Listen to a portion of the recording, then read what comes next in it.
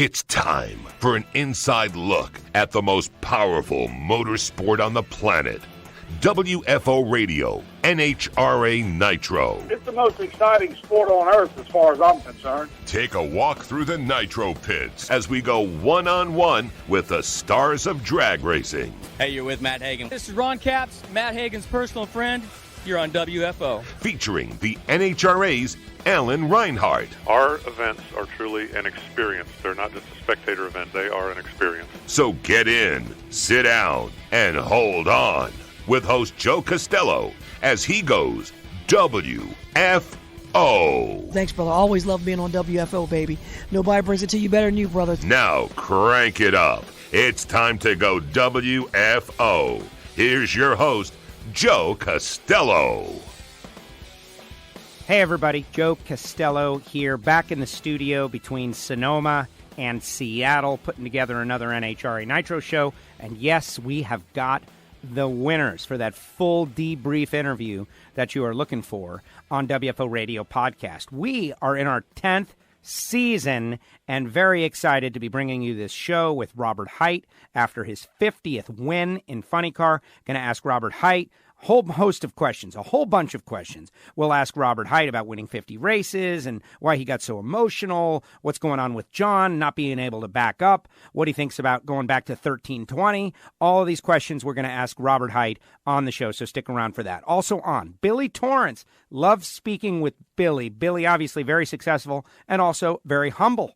We're going to ask him about his success behind the wheel, taking down Steve, Capco, and how he has been so successful in business and in racing. So stick around for that. Billy Torrence going to be on the show. Also on the show, Greg Anderson. It was a year between victories for Greg, and now he's got a shot to sweep the Western Swing, and is not beyond the realm of possibility that he does it. We'll speak with GA on the show. Greg Anderson, back to form now. Greg Anderson going to be on the show. And Andrew Hines. Andrew Hines just dominating the 2019 season.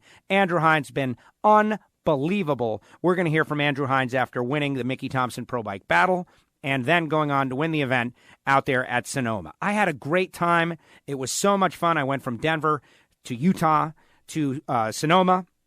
And it's one of the best races on the tour. I will elaborate in the My Time segment, the tail end of the show, where we will have a guest, yes, during My Time, and it's going to be Bo Butner. Why? Why is Bo going to be on the show? He didn't win Pro Stock. Well, he did win Super Gas, as you know. But all day Saturday, going from first round to semifinals or to 8 cars, was spent wearing the brand new WFO Radio 10th anniversary T-shirt.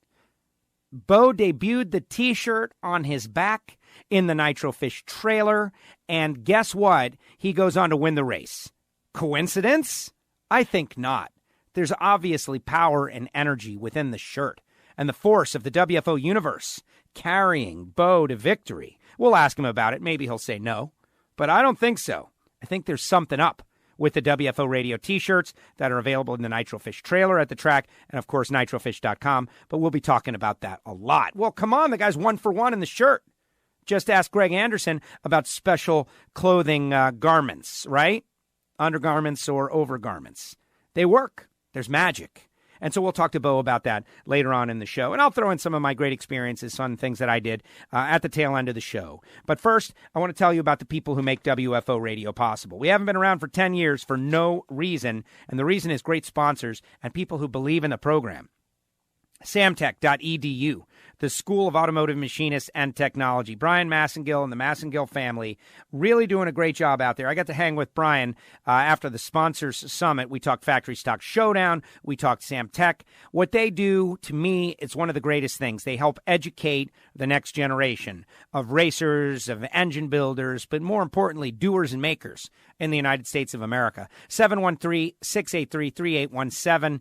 I'll tell you about them again, but I want you to know about samtech.edu. And remember, Factory Stock Podcast is up there on Spotify, on Apple Podcasts for you to take in and get caught up before the Chevrolet Performance U.S. Nationals 32-car fields. Next up, Frank Hawley's Drag Racing School, a great sponsor because they really give you the opportunity to jump behind the wheel of a dragster and feel the experience that everybody is feeling out there. And there's nothing better. 866-480-7223. If you are a fan, then this is something that you're going to want to do. And I go to the dates, Strikes or Adventure dates, and I see they're all sold out for the most part in 2019, with exception of Maple Grove Raceway in August, coming up this month. And it's not August just yet, but almost. Maple Grove on August 15th and 16th, and then Auto Club Dragway in Fontana, California. We are just, pushing the people to go out and drive a dragster, Frank Hawley's Drag Racing School. Call them, 866-480-7223. Marvin Rodak, RodaxCoffeeandGrills.com. You know what? This past weekend, we were doing ticket renewals at Sonoma, and they were like, spice rubs and barbecue sauces, and I couldn't help but think I was cheating on Marvin a little bit. The good news is when I got home, first thing I did was have a little Funny Car Chaos coffee. And everyone is so excited about Marvin's coffees, and you should check them out if you have not yet done so. The hot sauces and the spice rubs, it's something that has got to go in your cabinet for grilling, and you enjoy them throughout the year. That's the great thing about it. You love it once you get it. And if you haven't got it, then you don't know what I'm talking about. And it's one of those things where I'm just trying to break through, trying again and again, knocking on that door. One day you'll open it, you'll order up some Rodax coffee, and you'll say, wow, this guy Castello has been right. What else is he right about? 817-924-6821 for RodaxCoffeeandGrills.com. This week, headed to the Magic Dry Nationals up there in Seattle Pacific Raceways. Magic Dry, the official organic absorbent of the National Hot Rod Association. You can call them 833-221-2257 or go to their website, magicdryus.com. I always say it this way. If you got a cat, get Cat Spot. If you got a shop or a factory, or you're working on an industrial level, or you need to clean some spills around the shop, around the house even, get Magic Dry. They've got these great spill kits available, 5-gallon, 10-gallon, 20-gallon, 50-gallon, depending on how big you need it to be. And it comes with all kinds of great stuff. So go to the website, magicdryus.com. Also, HusseyPerformance.net, making quality copper head gaskets for racing champions. Hangstafers, metalworking lubricants at hangstafers.com, helping you in the machine shop. All kinds of great stuff. Drag Racing Edge Magazine, EV3 Drag Racing, all supporting WFO in some way, shape, or form. And we greatly appreciate the people who support us. We support them back. And there's many, many levels, honestly. Competition Plus has been very friendly to us, and so many people have helped us over the years. That's why we have been going for 10 years with the WFO Radio podcast, and very excited to have some new things coming. And we're actually going to ask our audience to do something, but I will save that for you in the future, because Indy is coming. It's coming soon. Can you hear it? Can you feel it? Yes, it gets real very, very soon. Okay, time to dive into it. Joining us now, he is the voice of the NHRA, called the action out there in Sonoma, and will be back at work in just a couple of days in Seattle. Alan Reinhart is somewhere in the country. Alan, where are you? I am in Lincoln City, Oregon, and I'm celebrating today. It's a milestone. Uh-oh. Here we go. What's the celebration? It's been 3 days since I fell off of anything. Yes. I'm starting a new streak. First of all, let me just say this, okay? Number one, is it my greatest fear? No, there's a lot of great fears out there that I will not share, but it is definitely a fear of mine, and it has already almost happened twice, because that thing moves a little bit under your feet, a little bit, just enough to scare you. How you have never had that happen, but when it did happen, you handled it very well. You just kind of rolled and put your feet on the ground. Lucky for all of us, but just creating a comedic moment as opposed to a sad and dangerous moment. Well, I mean, for anybody that missed it, look up my Twitter feed or NHRA's Twitter feed. It's out there everywhere. I took a bad step and fell off stage, and it was 100% on me. It wasn't the stage moved. It was unstable. I just stepped back to where there was nothing there when I was trying to get out of the way. And, I landed on my butt on the side of the stage, and then just basically, ended up on my feet, walked right back up the stairs, and at that point, especially being me, and you've been around me enough to know, if somebody does something stupid, I'm going to give them some grief for it. So, yes, I was 100% expecting to get grief from all angles, and that's pretty much what I got. So, there's nothing you can do at that point other than just laugh it off and keep moving. Otherwise, you're just going to make it worse. So, no harm, no foul. I got this huge bruise on my butt, if anybody wants to see it. And then so far, everybody said no. But other than that, I'm pretty much unscathed and continuing on with work. That is good. That is good. And we have already spoken with Andrew Hines prior to speaking with you, and he did give us a little play-by-play of what went down. And, but he says that the Dasani water bottle in your back pocket kind of cushioned the blow. It certainly didn't hurt anything. I can tell you that. But, just one of them things. And like I said, the best thing for me to do, laugh it off and move on. They made a little GIF out of me, and that's what is posted out there online that everybody's laughing about. But you know what? Bring it. Like I said, if somebody else did it, they'd be getting grief from me. So if I did it, I better be prepared for grief from everybody, and I am. Yes, no, that is great, and I'm glad you're okay. You're okay, and really, you were trying to be helpful. We all forget that was part of the Mickey Thompson Pro Bike Battle, and the drivers were coming out and revealing who they were going to race, which I thought was kind of a cool deal by flipping over tires. And so you were just trying to bring two like numbers together so that the racers could stand next to each other. You're dragging a tire around, and next thing you know, gravity took over. Yeah, one of them deals. Like I said, you know what? It happened. It's 100% my fault. And anybody wants to make fun of me, have at it. I'm good with it. No good deed goes unpunished. And on that note, we will move along to the race. A great race. The Friday crowd was massive. The Saturday crowd was massive. People were having a great time. The weather was beautiful, and the competition amazing, with Robert Hight picking up his 50th NHRA national event win. That milestone puts him as one of 3 funny car racers to do it, Force Caps and he. Great stuff. Billy Torrence proving that, man, if they ran all the races, they would be a force to be reckoned with. And, of course, Andrew Hines doubling up. And Greg Anderson now has a shot to sweep the Western Swing just like that after a year of not winning. Yeah, and you know what? Greg Anderson's got himself a pretty good car right now. And what might be even worse for the rest of the competition is he's got his confidence back. Because, you've been around him enough to know, he's never going to be the old, down in the dumps. Oh, gee, I don't know if I can do this anymore. Maybe. But, when you go as long as he had gone without winning, you just have to start thinking about it. And when you win one, that proves, again, I can still do this. When you win 2, he's definitely got a little extra bounce in his step going to Seattle, and obviously a lot of incentive. He has swept the swing before, but it still is a huge accomplishment for any racer to do, and he's the only one that's got a shot at it right now. Yeah, amazing. It's all because of the magic underwear. I thought it was – what race was it where the hardcore fan gave him the Lucky 100? Remember when gave it to you and you gave it to him on stage? Wasn't yes. That just before Denver? Wasn't that like Norwalk or something? I don't know. It was pretty recently. I don't remember exactly where it was, but it was somewhere pretty recently. He did receive a $100 bill. Who knows? Could be. I don't know. I know he's got special underwear he's wearing nowadays. He told us that last week. There's just a lot of stuff. And anything that makes you feel more comfortable or makes you feel more confident is good. There was a classic story in Bull Durham. If you believe you're playing well because you're wearing women's underwear, then you are.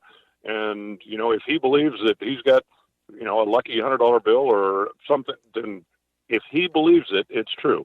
And he's got an awful lot of confidence right now going into Seattle. Absolutely. All right. So let's start off with Robert, though, because, 50 wins, an amazing milestone.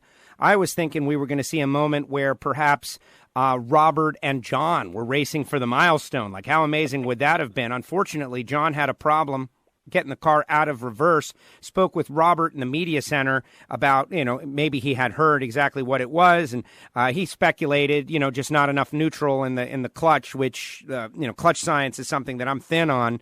But the bottom line is John was taken out by an unfortunate circumstance, leaving it to be Robert and Matt Hagan in the final. Hagan had a great car all weekend long, and Robert comes out on top as the points leader. Big victory in the heat, and just kind of shoring up their position as the favorite.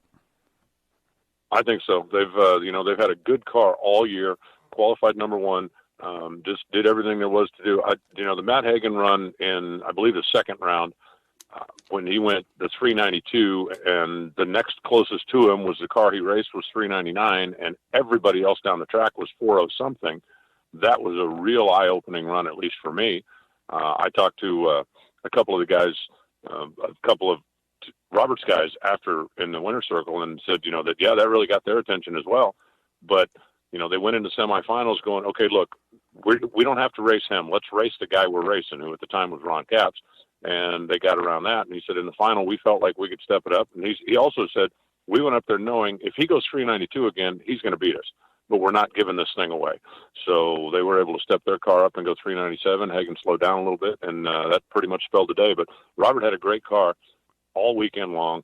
Hagan had a great car all weekend long. And if I'm John Force, and I don't think I'm telling anything that he hasn't. Isn't that the fourth time they've had a problem with that? Yeah, at least three. I don't know about four, but I remember at least three, and it seems to always happen like late in the rounds and eliminations. I don't recall it happening in qualifying. In eliminations, late in the rounds, a couple of times at critical moments, which is very unfortunate. Yeah, and I'm just, I can't help but wonder if it's something that is getting overlooked when they're in hustle-up mode, or if it's got something to do with a heat issue.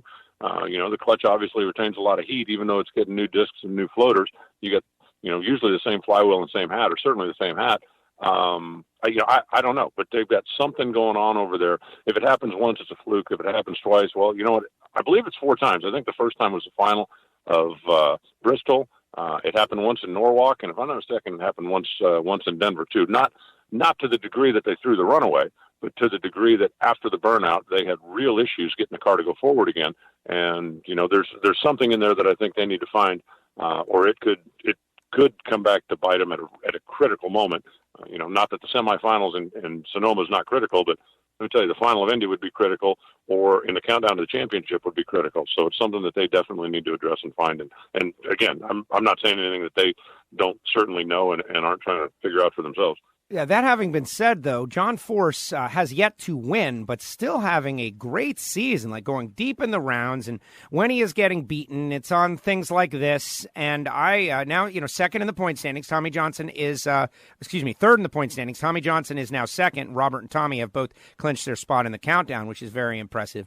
But John showing his ability to go late in the rounds, and that's what it's going to take to win the championship. You got to win. You got to win races, of course. Maybe they will all come in a bunch for John Force, but my point is, John is a threat to win number 17. He is, and I really think that, part of the problem, and I've said this before, I think part of the problem with why they haven't won is John. A couple of times when he's gone in deep and given up lane choice, he just doesn't seem to be the consistent driver that he was, back in 10 years ago or 15 years ago. And, obviously everybody's getting a little bit older and but some of the stuff, the deep staging, the other thing are things that are completely within his control. And my personal opinion is that he would have won a couple of races already this year if it hadn't been for some of that starting line stuff. Very interesting stuff. Moving over to Top Fuel, where Billy Torrence picks up the win. And, love this guy, obviously, because he's very successful and he's a wonderful person and he's very nice and humble and also very good at what he does. We're going to hear from Billy and Robert Hight coming up on this show. And he went through Steve. And to me, that tells the tale right there. Nobody goes through Steve. Billy went through Steve. Billy won the race. The Capco team, they are, what are we going to say, head and shoulders above everybody else or just head above everybody else? I don't know. Billy Torrence, though, if he makes the countdown, he's not running Seattle. He is running Brainerd and Indy. Indy is 1.5 points. It is not beyond the realm of possibility. He goes rounds at Indy. He wins Indy. If he makes the countdown, that team is absolutely a championship threat if they choose to run the full countdown. You're right about that, no question. And, Billy said to me in the winner's circle, he said, apparently it takes a Capco to stop a Capco. And the only thing, and, God bless Billy. And as you say, great guy. The guys on his team, Dan Minnick was on the team this week, had never stood in the winner's circle before. So they gave him the ice chest bath celebration as part of that. But they've got a great combination right now. They're able to clone it, which still to me is amazing because we've seen time and time again over the years, teams that have one great car and one that's just not so great. It's not easy to clone one of those things. And the one thing though, I love the fact that when he and Steve race, they race heads up, and it's the first time Billy's ever beat Steve, but every time they've gone on a racetrack, it was pretty obvious that the fix wasn't in. They were going up there to get after it. But part of me has to wonder if he just knocked his son from setting a record that might stand for years. Because consecutive final rounds, how long has Tony Schumacher had that record? And Steve certainly, was closing in on it and had a chance to bypass it, and he now doesn't. And, they did it by their own hand, so to speak. So I love the fact that they go up there and race head to head and put on a show for the fans and they get after it. But part of me has to wonder if it comes down to, Steve doesn't get this long-standing record because of his dad. That I'm not sure I'd make that decision, so I applaud them for racing for it. Heads up. Well, exactly. Let's spend a few minutes on this because I agree with you, and we've talked about it over the years, and it's a polarizing argument amongst fans. Like, do you do something that is going to cost yourself the championship, millions of dollars, sponsorship, when you don't have to? Like when teams run teams, it's a very, very difficult discussion, and we already know that Billy Torrence went at Steve's throat last year in the middle of the countdown, right? He tried to destroy the perfect countdown. He tried to knock Steve out. I forget where it was exactly, but they had a race late in the rounds with Steve going for the perfect countdown, and Billy went after him, like full bore, and came up a couple of thou short, and Steve won the thing, which, that's lost to history. People don't even I don't remember exactly the race and the round or whatever, but I remember it happened, and that's their style. You got to applaud it, but at the same time, every person ask yourself, would you do that? Would you be able to cost yourself millions of dollars in the spot at history and all those things potentially? I don't know. When I look deep into the core of myself, I might not do it. So whatever it is, it's to be applauded. Well, I think, a lot of that stuff is nobody really knows until they get into that situation. And, and again, I think it's great for them. The sponsorship thing, they're not worried about because they're self-sponsored. But, Billy's out there to have fun. And the reason they're spending all that money is because they're having fun. So I think that plays a lot into it. They want Billy to have a good car. They want Billy to be competitive. But Billy doesn't want to be handed races, and he damn sure ain't throwing one. So good on them. They put on a good show for the fans. They go out there and have fun and celebrate as a family. You've still got a Torrence in the winner's circle. It's just a different Torrence in the winner's circle. But it sure is fun to watch those guys go head to head. Let me just ask it in the most simple of terms, okay? Let's assume Steve Torrence is already locked into the countdown. So at this point, with Steve in the countdown, if Billy makes the countdown, do Steve's odds of winning the championship go down? They certainly do if Billy decides to run all 6 races. That's it. I don't know if that's part of the plan or not. I know that they kind of map out at the beginning of the year, and I asked him in the winner's circle because the story was whatever it was 3 or 4 races ago that Billy was going to expand his schedule a little bit and make a legitimate run at the countdown. And I asked him about that in the winner's circle, and he said, I never said that. And I said, man, it was reported everywhere. He said, no, I never said that. He goes, we come out here, we've got our schedule set. And he said, we're not going to Seattle. Because I asked him point blank. It's like, you're 1,000 miles from Seattle. You're on a winning streak. You got it going right now. And he said, no, I'm going home. I'll see you in Brainerd. So I think, the championship is not really something that's on Billy's radar, especially since Steve is certainly capable of doing it by himself, as we've all seen. Would that decision change if he goes, to Indy and gets in? I don't know. We'll just have to wait and see. But they seem, at least to this point, that they've got a plan and they're working their plan and they're not going to change it. I think part of what makes them as successful as they are, especially with Billy's team, is that he's going out there to have fun. He doesn't have the pressure of winning. He's not counting points. He doesn't care about any of that stuff. He's just there having fun. And if you take that out of the equation, then I think it changes considerably. Absolutely. And we have a vicious fight for the final countdown positions. Terry McMillan 9th, Austin Prock 10th, Scott Palmer 11th, and Billy Torrence 12th, all separated by, I believe, 31 points. So that is less than one round or just about one round at Indy, if you think about it. And Terry looked like he kind of found some stuff this weekend. Austin Prock looked like he found some stuff this weekend. Scott Palmer has been hit or miss. They've been going a round or two, here or there, trying to go out there and win a race. Scott tells us flat out they don't even care about the points. They want to win a race. They're racing to win a race. And then Billy, who is clearly the best of those 4 cars, that is going to be awesome. 2 of those drivers will not make it. And we have got just a few races to determine. So talk about entertainment. Yeah, it's they're definitely counting every point, whether they'll admit it or not, and everybody except Billy again. But I still think that one of the most stunning things that we've been watching in Top Fuel is Austin Prock, because the team that he's on, the resources that they have, the brain power that they have, and how is he struggling to be in the top 10? I mean, I think a lot of people just kind of penciled him in for maybe even as high as a top 5 spot. But I think at the beginning of the year, everybody went, okay, Austin's in the top 10, so now who's out? But it's been a bit of a struggle for that team. Absolutely it has. It's come out on the short end of a couple of close races, just bad luck. He's had to run Steve a couple of times, just tough situations, and they find themselves in a fight.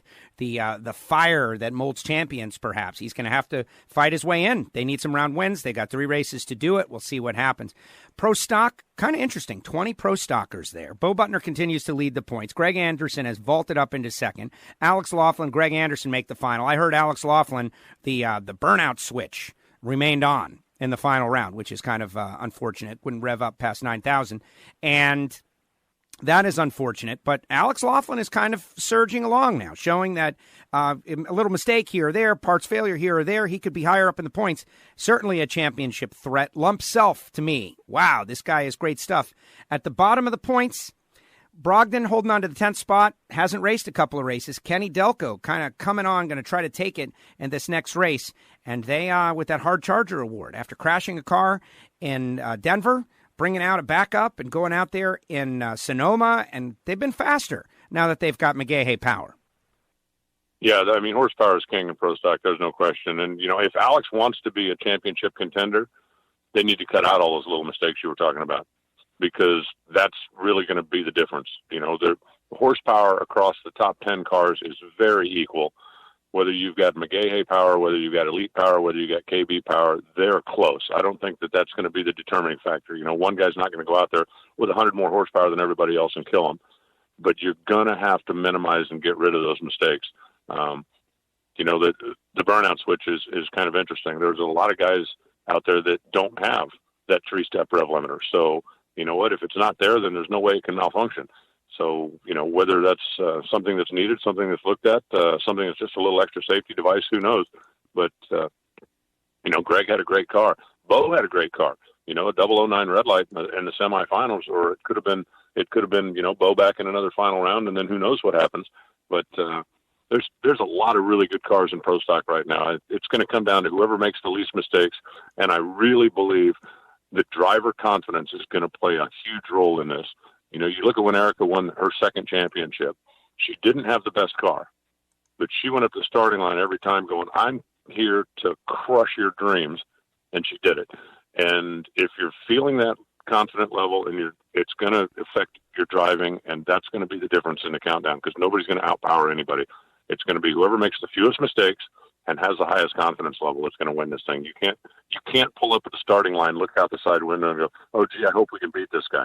You've got to go up there feeling like, I don't know why he even showed up, because I'm going to crush him. And then you got to go out and deliver. Yes, going to be very interesting to see, and hopefully Pro Stock having a bit of a resurgence with the the 20 cars in the fields. The 18 race schedule has seemed to have really been seems to have worked. You know, we've got some guys out there really just getting their feet wet. I'm thinking about the Quadra family, Fernando Quadra obviously, and Fernando Jr. Still kind of at the beginning. Senior was around a while ago, but Junior and the other family members like getting in. They can't be expected to go out and compete this year. Next year, though, on the other hand, Steve Matuzik, been fun to watch him out there. Ran into Bo first round, and unfortunately, Bo was able to get by him for Steve's point. But bottom line is, people are looking at Pro Stock again, I think.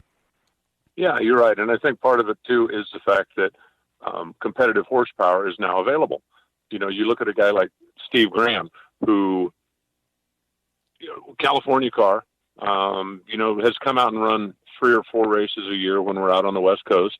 Has never really been highly competitive, but he comes out this last week, and he's got McGahey power in the car. Now, all of a sudden, he's competitive. And it wasn't that long ago that if you were a, 2 or 3 race, 5 race guy, and you called whoever and said, hey, I'd like to lease a motor for 1 weekend or for 2 weekends, they'd go, yeah, we got one over here that we used to break in tires with. You can have it. But the fact that competitive horsepower is now available, even for a part-time racer, I think, makes the class more interesting. And it just makes the learning curve, though, because, if a guy like Steve Graham goes to McGahey and goes, okay, hey, look, I need, I want to lease a motor for the weekend. It's my hometown event. I want to put on a good showing. I want to do this. Okay, no problem. Here you go. But having that extra power you now have to learn how to deal with that extra power, and that's not necessarily something that everybody's going to give you. The reason that if they gave me the same power that let's say Greg Anderson's got in his car, I'd be at least a tenth behind him until I figured out what I needed to do for gearing, what I need to do for shocks, what do I need to do. And even given a basic package isn't going to give you all the secrets. You've got to figure that kind of stuff out. But the power is out there now, and hopefully that'll spur some more interest in the category. Obviously, yeah, KB with their clients. They got Wally Stroop, who has one of their engines. Elite has got a whole army of engines, and now that McGahey is doing the same thing. You've got your choice of where to go for horsepower, and then it's on you and your chassis guys. We look at Matt Hartford.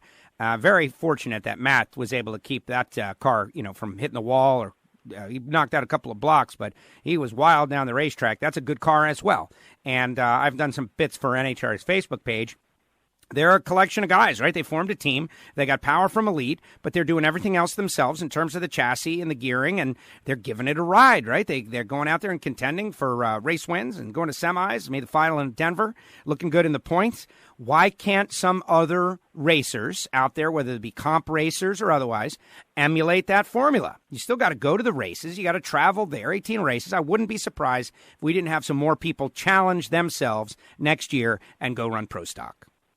I think you're exactly right. And, depending on the team that you get with and go with, from an Elite standpoint, you can do anything from like Hartford does, lease engines and then take care of everything else himself, to what Roger Brogdon was doing, which is, I'm going to show up at 2:00, make sure my car's ready to go.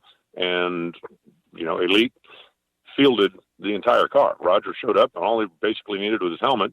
And, he had Pete Smallwood that, has been with him a long time and that kind of thing. But basically, Elite was supplying a race-ready car for them to jump into and go be competitive. And he certainly was. Certainly was. It's very interesting to watch that as it develops. Pro Stock Motorcycle, we had the Mickey Thompson Pro Bike Battle, which we mentioned a little bit earlier.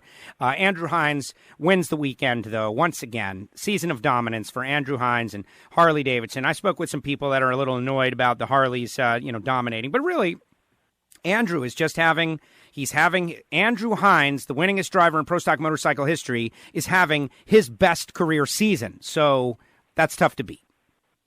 You're right. And, you could easily make the argument that Matt Smith has the best motorcycle out there. Matt Smith has been qualifying very solid. He's had low ET of a number of races, but he hasn't quite been able to put together the string that Drew has. And, it's the same thing that Steve Torrence is doing. He doesn't have necessarily the dominant car. How often has Steve Torrence qualified number one this year? 3 times? How many times he won? 9 times? But he's got a good, solid program. He's not making mistakes. He's got confidence. And when he needs a little break, he gets a little break. He's winning some rounds by intimidation. And, when you've got all of those things going your direction, man, you just ride the wave, because at any point it can all come crashing down on you. You look at Andrew last year, Andrew this year. What's different? He's still with Harley. He's still got horsepower. He still knows how to ride a motorcycle. He didn't win a single race last year.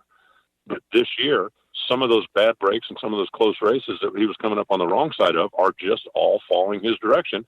And he knows as well as anybody it can turn the other way just as easy. So you keep working hard, you keep your confidence, you keep going, and you just keep riding the ride. And he is certainly riding the ride. We're going to hear from Andrew Hines. We're going to hear from Greg Anderson. We're going to hear from Billy Torrence. We're going to hear from Robert Hight on this show moments from now. All right, Bo Butner, right? I've reached out to Bo to have him on the show.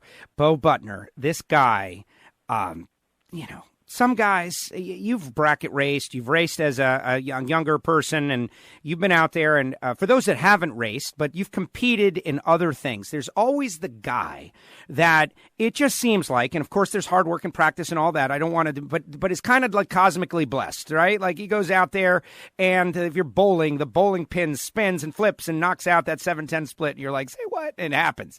Bo Butner just jumps behind the wheel of a super gas car, just bought the car, great car, by the way, Aaron Kennard's car, goes and wins the event. Bo Butner, it's like everything he touches, it's better than it was before. I won't say turns to gold because that's just too much.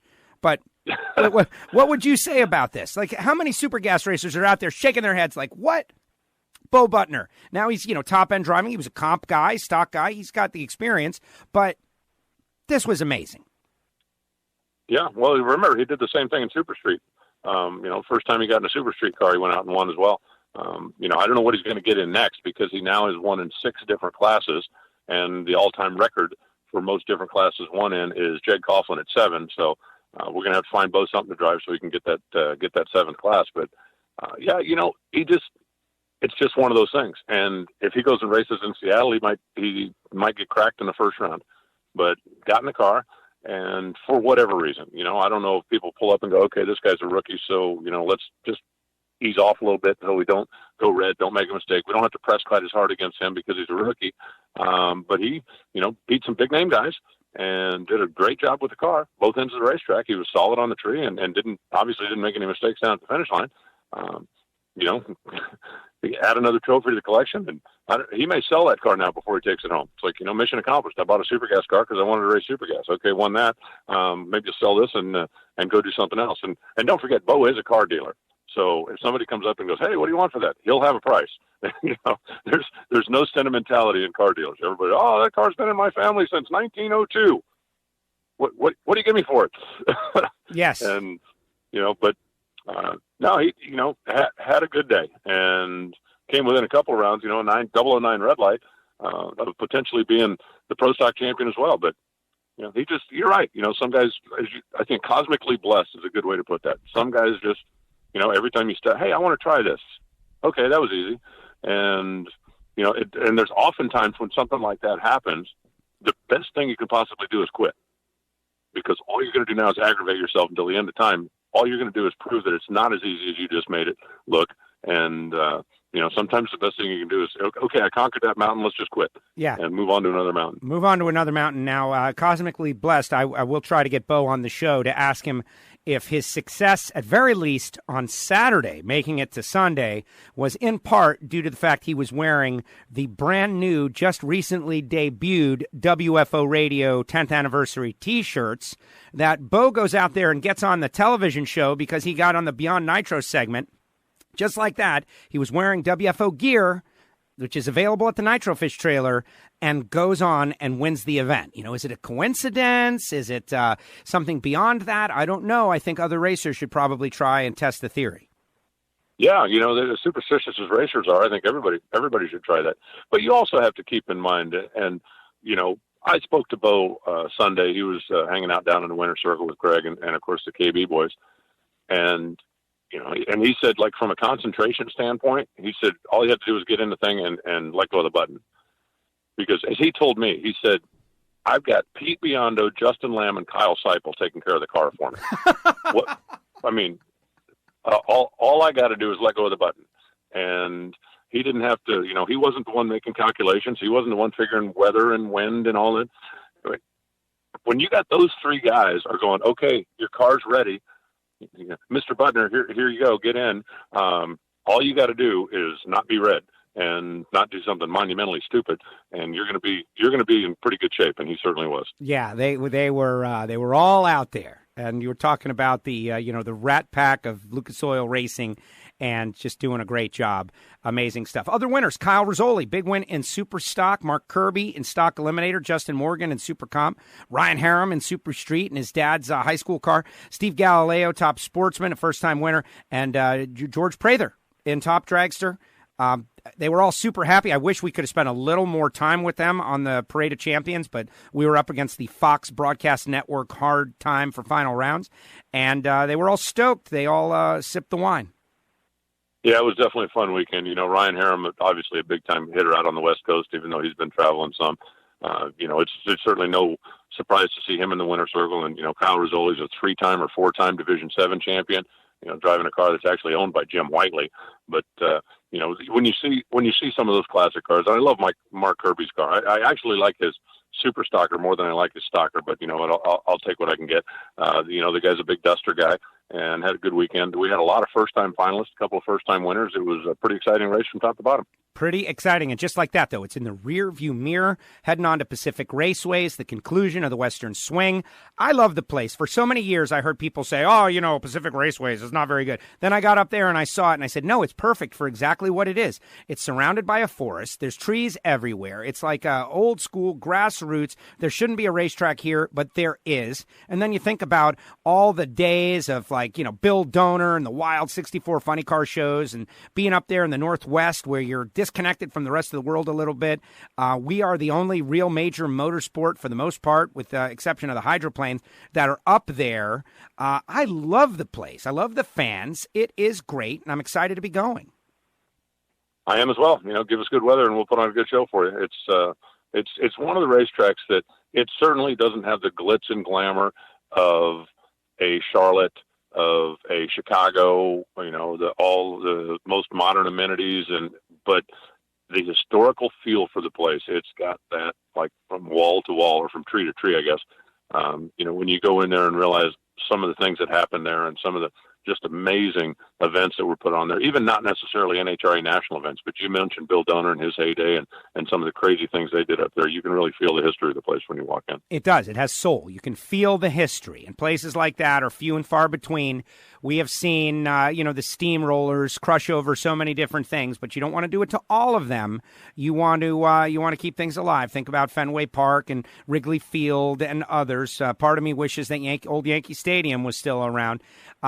Not to compare those two necessarily, but we got a nice thing going on up there. I'm sure we're going to have a great crowd, and I'm looking forward to being there. I'm not looking forward to traveling there, though.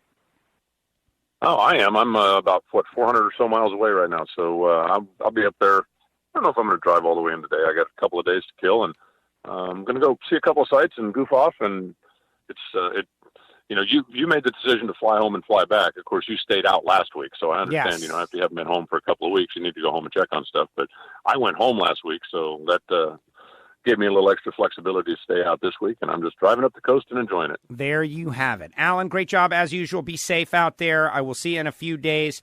Thank you for starting us off right here on WFO. All right, Joe. Travel safe. I'll see you when you get to Seattle. Thank you very much, Alan. There he goes, the voice of the NHRA. Alan Reinhart joins us at the start of each WFO radio podcast. Each week, we start off with Alan Reinhart. Yes, he did fall off the stage. Yes, I did make a little bit of fun because I had to, but no, I do not go full tilt because there, by the grace of God, go I, right? I have almost fallen off the stage twice, 2 different stages. The Nitro primetime stage moved on me once. It rolled like 3 inches, and I just caught myself. I could have easily gone down. It is very challenging, and those things move. And 2, once on the pre-race stage, again, it moved. It wasn't locked down. It moved under my feet. I felt the whole world move under my feet, and I almost fell. And so Reinhart falls, and he does it gracefully, and he gets back up, and everybody laughs, and he laughs, and that's great. Well, I hope I can do it with as much grace as Alan Reinhart. But that having been said, everybody did have a good time with it. You know what? If you can't focus on yourself, have a little bit of fun the day that I go down on the stage. I'm sure everybody will be laughing with me or at me, one or the other. But yeah, it was a moment. Like, oh my goodness, is he okay? Like, what's the first thing you do when someone falls down the stairs? You say, are you okay?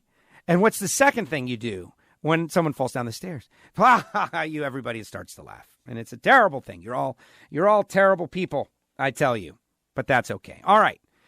We got Robert Hight, Billy Torrence, Greg Anderson, Andrew Hines, Bo Butner, all on the show. So let's get moving.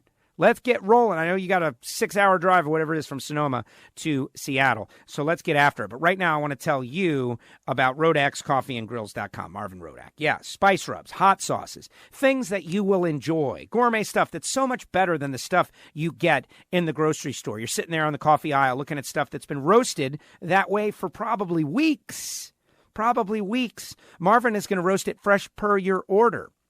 Whether it be one of the great blends that are drag racing related, or whether it be something exotic like the Colombia El Robel or the Zambia Honey Kazama, or things that I don't even know what it is, the Haitian Blue Mountain. Go to the website, Rodak, R-O-D-A-K-S, coffeeandgrills.com. Press the contact button and just give Marvin a call. He's been a sponsor for a long time. We got a lot of our listeners who have tried the Rodax coffee and absolutely love it. 817-924-6821. Yes, it is better than the stuff Bonnie buys at the stores. Yes, if you've got vacuum-packed coffee, it's probably garbage. Yes, it will improve your life. You just got to trust me at some point and give it a call. Yes, it's a little more expensive than some of the other stuff, but you get what you pay for. And the habanero endorphin booster hot sauces and all the great spice rubs, the Peruvian spice rub, all that stuff, it goes great on whatever you're grilling. So you got to try it out. 817-924-6821. That's Rodax, coffeeandgrills.com. Back with Robert Hight after this. This is WFO Radio.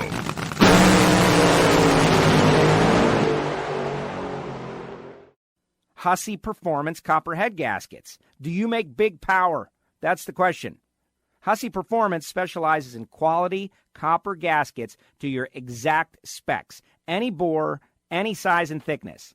From 500 cubic inch nitro burning Hemis to turbocharged Pro Mods to Honda engines or even big tractors. Hussey Performance makes the gaskets.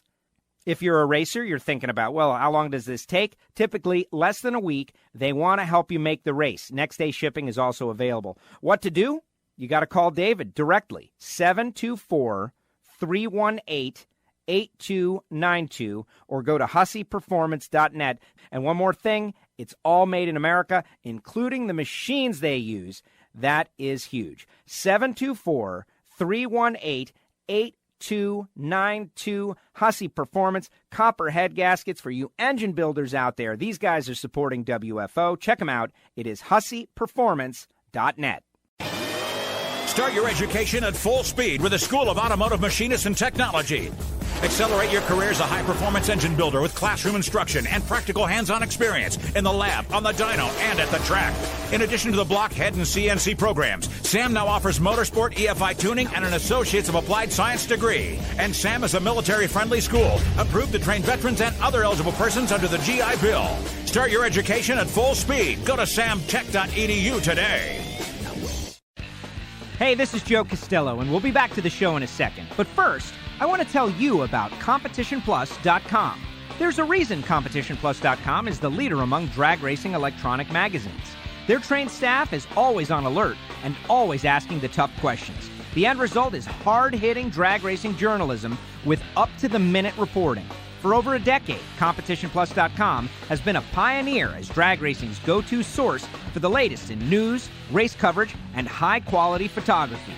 Their trained staff thrives on getting the inside stories, and their columnists study their topics before they hit their first keystroke. When it comes to covering the races, they leave you feeling as if you've actually been to the race. CompetitionPlus.com is an honest-to-goodness, free drag racing magazine published by the most passionate of drag racing fans, who just happen to be journalists. Don't wonder what's going on in the drag racing world. Be in the know daily. Log on to CompetitionPlus.com. Subscribe to WFO Radio on iTunes. Never miss a show. And don't forget to write a review. WFO.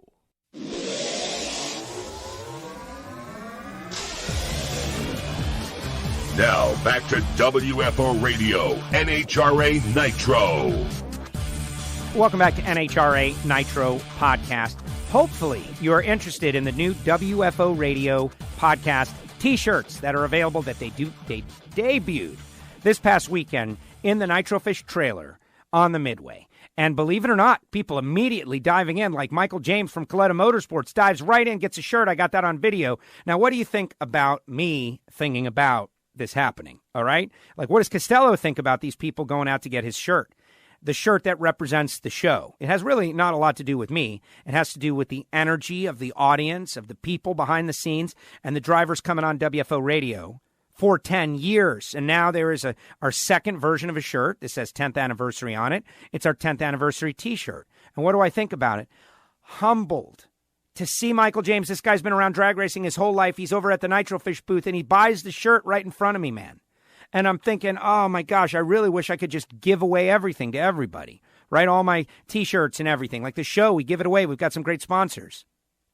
And we cannot, because Nitrofish went through everything to do it, and they sell it on nitrofish.com and at the Midway. But the fact that people are going over and buying a couple of shirts and getting them and wearing them, unbelievable. It's unbelievable to me that we're having that kind of an impact with WFO Radio and this podcast over 10 years. At the tail end of the show, we're going to talk to Bo Butner about it. He won every round of racing that he had the shirt on, and a bunch more after that. But allow me to have my stat, please. Go to nitrofish.com and check out the shirt. All right. Joining us now, he is the funny car winner out there at the Sonoma Nationals, the 50th win of his NHRA drag racing career, only the third person to do that. Very amazing. Robert Hight joins us now. Robert, congratulations. Hey, thank you very much. That was an amazing weekend. It still hadn't settled in. It's like, I mean, when I say this, I'm not kidding. I never, ever thought I'd get to drive a funny car. And to get to drive for one of the, the best ever and the greatest team, it's pretty amazing. And then to get a victory, one victory, and then now 50, it's kind of all a blur.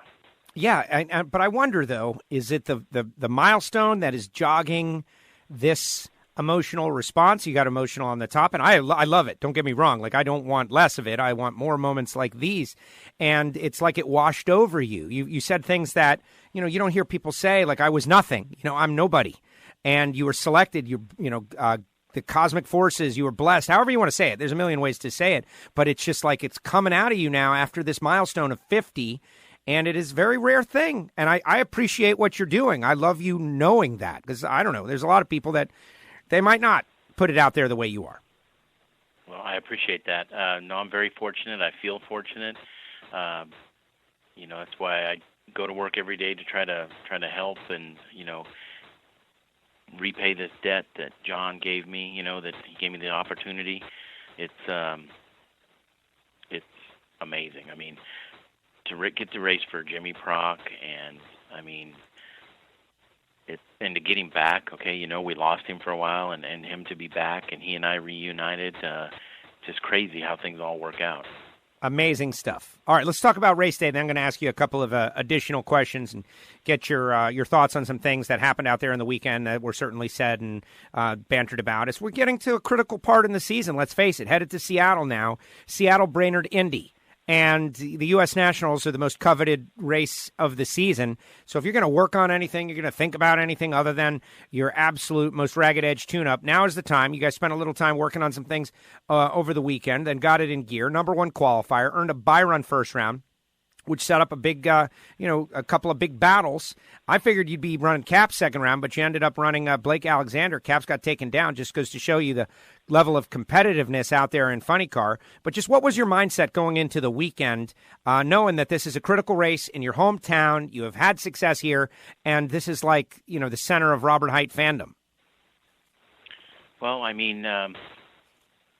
we went into Denver, first, and, Denver's kind of an odd place, so you really can't go by what you do in Denver, even for looking toward the countdown. So we went into Denver with some ideas Jimmy had, and we ran it on Monday, and it didn't work out well, which doesn't mean that we are going to abandon it. Jimmy still feels that there's some merit, but the weather was so hot on Friday in Denver that we didn't have the parts to do it right and get the compression ratio the way we needed it. So,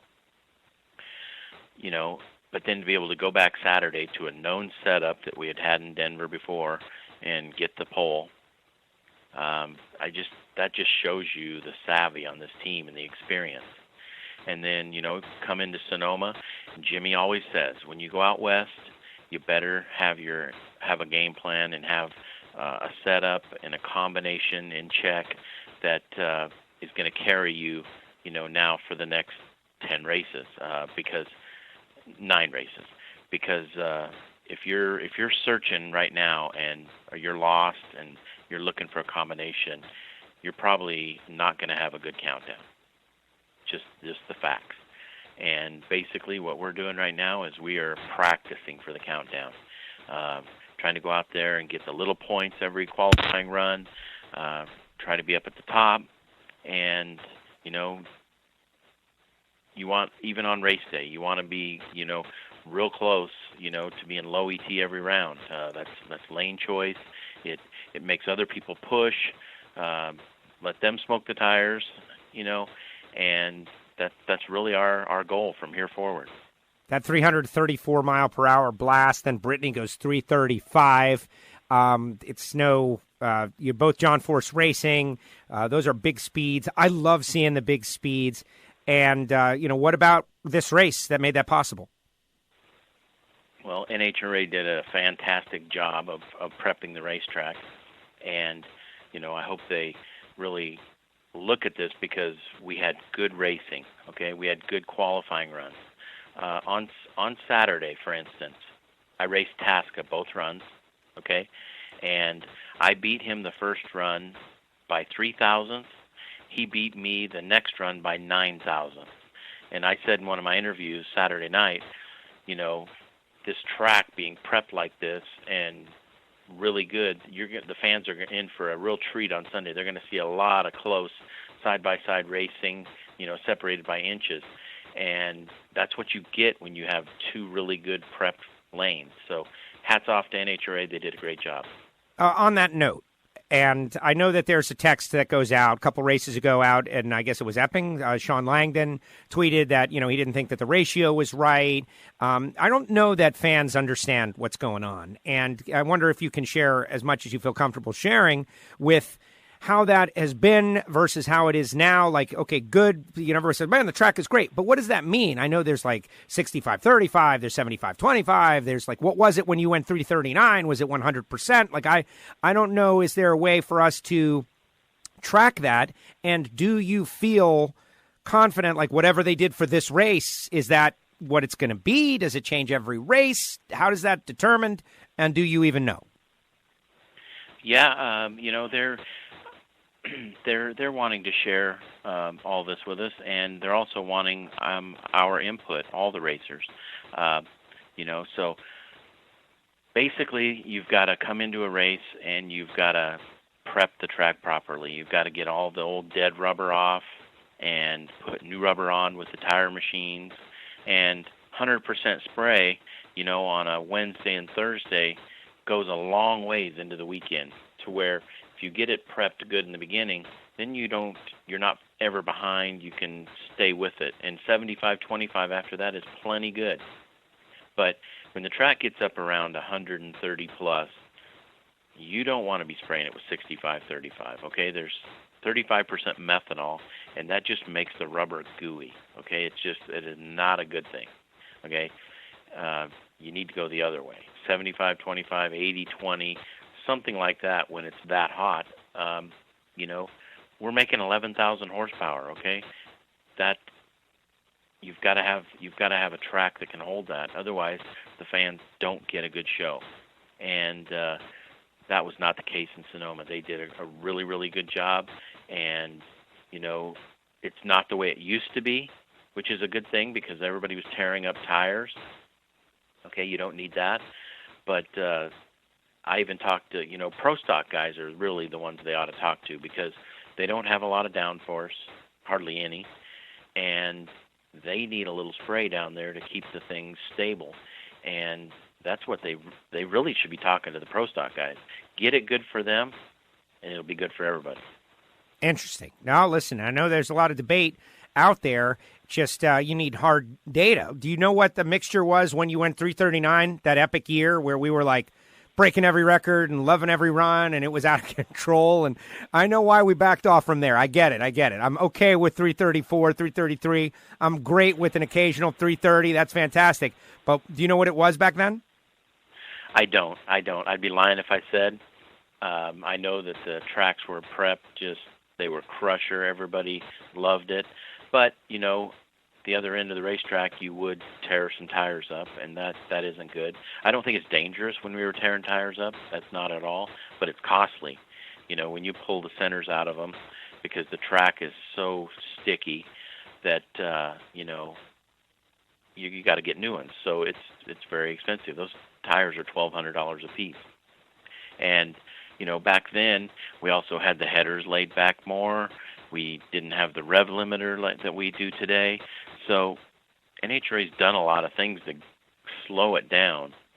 And you're not going to see much faster than what you saw this weekend with Brittany and I. And I think the fans love it. I mean, the fans, when I set the ET record at Brainerd, none of the fans talked about that like they do when you run 339. Every year you go back to Sonoma. Are you going to get 340? That's what they want to see. The speed is really what resonates with fans. I agree. So true, that 339. I really wish that had been the time that you had gotten it. Didn't work out, but I mean, it was a great run. It's just like the cosmic forces, which I've used that word over and over again, right? Because why does it come up 339.90 as opposed to 340.00? Then I ran 339 again at Reading that year. I mean, it's just like 340. I mean, should have been. Yeah, no, I get it. All right, back into eliminations where now you got to go up against a couple of DSR Dodges to win the race. Tommy Johnson Jr. coming in off the win. He's trying to sweep the swing, having a great season points-wise, like peaking early, right? Peaking early, a definite threat. You guys leave together, 40 lights, but your 011 beats his 046 and puts you in the semis. Yeah, and believe it or not, even though we're leading the points and it's a pretty sizable lead, we're still counting points, okay? It's possible if we fell on our face that Tommy, John, one of these guys could go around us, before the countdown. So Tommy was number 2 coming into this race after his win in Denver. They're running well, and, that was a big win for us. I'd call it a 40-point swing. Had I lost, I'd have lost 20. We won. We gained 20. So that's 40 points there that the points shifted. So could have shifted. So we're still counting points. Number 1, if you go into the countdown number 1 and you do what Torrence does or did last year, no one can beat you, right? Right. No one can. So that's on your radar, huh? Sweeping the countdown? Amazing.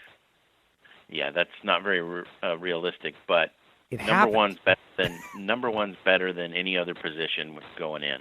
So true, so true. Hey, I asked you in the media center, and you had to speculate about what happened with John because it was right after. Now you may have had some time. Alan Reinhart and I, at the beginning of the show, our debrief session, we both speculated that something like that has happened to John a couple of times, maybe as many as 4 times over the course of the season. He's had a really strong year, yet to win a race, but running well, mixing it up, getting advantage on some drivers, taking down JR, taking down Sean, that kind of thing, to be tripped up by a mechanical glitch, gremlin, something like that, something out of adjustment. Clearly, he doesn't want it to happen. You guys don't want it to happen. You guys could have been racing for the 150 or 50 milestone, which would have been super exciting. Any idea what that was and how it will be prevented in the future? Yeah, it's believe it or not, it's what's bit him is a couple different things. Like in Bristol, it wasn't even the same issue. Bristol, the idle was way up, and when the idle's up, it's hard to get it in neutral. And that was basically an issue with the injector. Then Norwalk, it happened again, and I think at Norwalk and Sonoma were the same issues. And basically, it's mechanical. It's in the bell housing, and they're not setting the neutral the way it should be set. It's so close to the edge of not getting the car in and out of reverse that I guarantee it won't happen again. Okay, I'll put it that way. It's that issue is behind him, and it's unfortunate that he lost a round because of it. Yes, and that having been said, though, now is the time. He's sitting pretty in the points, 3rd in the standings. No worries about missing the countdown. Yeah, he'll be a couple of points behind you. Maybe he'll retake 2nd place. Who knows? But get all that stuff out of the way now so John can have a shot at this deal. Yeah, exactly. He's going to be right in the thick of things for the championship. Jimmy and Brian Karate, Danny, all those guys, Chris Cunningham, they work very well together. They share data each run, and that's what we're going to have to do is we're going to have to tag team, and if we want to win a championship, the better we can work together and the stronger these two cars are, it's going to help our chances of winning. Final round, you and Hagan. I don't need to say much more about it. That was epic. He wants to win. You want to win. He's won recently. You've won recently. And that, to me, is the kind of slugfest that we are going to see in the countdown. Oh, boy. Yeah, that car runs well. He came from nowhere, and second round, he tracks 130 degrees, and he ran 392, and that turned everybody's head. I mean, that was the run of the weekend, okay? Take out my 385, Friday night when the conditions were killer. The run of the weekend was Matt Hagan, second round. And then in the semis, he also ran well. So we knew we were going to have to step it up in the final. He was running better than us. And because I think I ran 92 or 91 first round when the conditions were better. He was only 95. But he stepped it up there. And a lot of times when you hear Jimmy and Chris talking, we've got to pick up the early part. We got to run better through the middle. Well, you risk smoking the tires. I mean, the track's 130 degrees. It's a fine line out there. So as a driver, you hear all this, and I try to listen and pay attention. I don't ask questions. I just try to listen. So as a driver, it's like, okay, prepare yourself. This thing could smoke the tires. Be ready to pedal it. But it was a pretty calculated guess, and they did pick it up where they needed to and wanted to, and it was good enough for the win. So all I know is we both left on time. It was a good start. And once I got down there, probably 700-800 feet, all I was doing was staring at the light on the wall, and hopefully it was going to come on my lane, and it did. Awesome stuff. All right, our audience wants to know what they're working on back there. Back where? Like I hear, we have a good connection, so I hear I don't know, it sounds like hammering or banging or something back in the background. I don't know, maybe it's nothing, but it sounds like you're in a shop. I'm in my office in Yorba Linda, so no, it's nothing going on here. Interesting. Maybe it's just the interweb, but it sounds like, man, you got a bunch of activity going on around you. But we hear you very clearly. All right, let me talk to Robert Hight, president of John Force Racing, because I do have a couple of quick questions for you, and I don't want to take too much of your time. But the 1320 rumor? The 1320 rumor. Okay, I've yet to speak with you about this. I gave my opinion to the audience, but I'm interested in yours. Well, I think we kind of hit on it a little bit ago. Fans like to see the speed, and to go back to the quarter mile and run, 315 miles an hour, I don't think it's going to be too exciting for anybody. And, I think right now we're in a good place. NHRA's done a good job kind of curtailing the speeds. And, if you are smart about how you race, we're not tearing up a lot of parts. We've really worked hard on that. I shouldn't say this, but I haven't kicked the rods out of an engine yet this year. So that's progress, okay? And now to go back to 1320, you're going to have to start over, go out and spend a ton of money testing, trying new things, and to run slower, I don't have much interest in that. Interesting. Nope, it's a very valuable opinion out there. It's been very interesting to watch people, talk about changing the sport and updating and reducing and cutting back and, at the same time, potentially 1320, but it's less speed, all these things. Some people think it's going to be 1320 at 350 miles per hour, and they are misinformed. That's not what it's going to be. I appreciate Right, and I appreciate you weighing. Although that would be super fun, but we just can't do that anywhere. No, you can't. And, it would, from 1,000 foot to 1320, there's, all there is just some time and distance there to blow up more stuff. And, I mean, you can see, you go up to Bakersfield and watch the Nostalgia Funny cars, okay? And I've seen bodies launched off of Nostalgia Funny cars, okay, with a small fuel pump and everything else, okay? Nitromethane, no matter how big the bomb is, how big the fuel pump, you can have problems, okay? And I just don't think that we need to do that. I understand, and I'm glad you are weighing in on that. I appreciate it. We're all trying to sort it out. I kind of wish it hadn't even come up, my personal self, but hey, no big deal. We can definitely discuss and have the conversation over and over again, so that people feel comfortable about whatever decision is made. Whatever is made, by the way, who knows what they're going to do?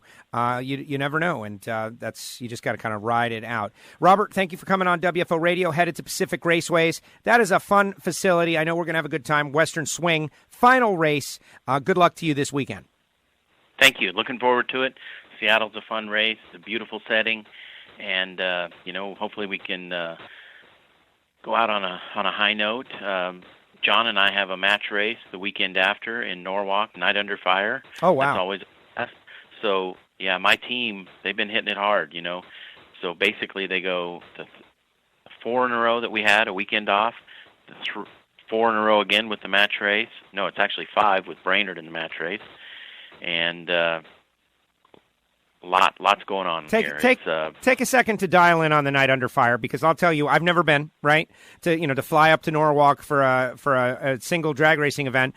Everybody tells me I got to do it, though, Robert. Like, every drag racer, like Caps guys, everybody says to me something along the lines of this: Joe, as someone who loves drag racing, it would be worth you buying a plane ticket and flying to Cleveland and driving to Norwalk to experience the Bader Night Under Fire, because it is that amazing how crowded it is, how packed it is, how many people are there, how much they love it.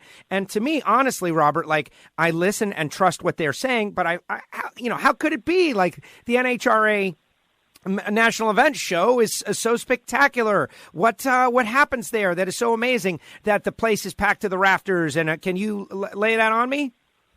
Yeah, I can. And I think especially you have a lot of excitement. You show a lot of energy. You're good at hyping things.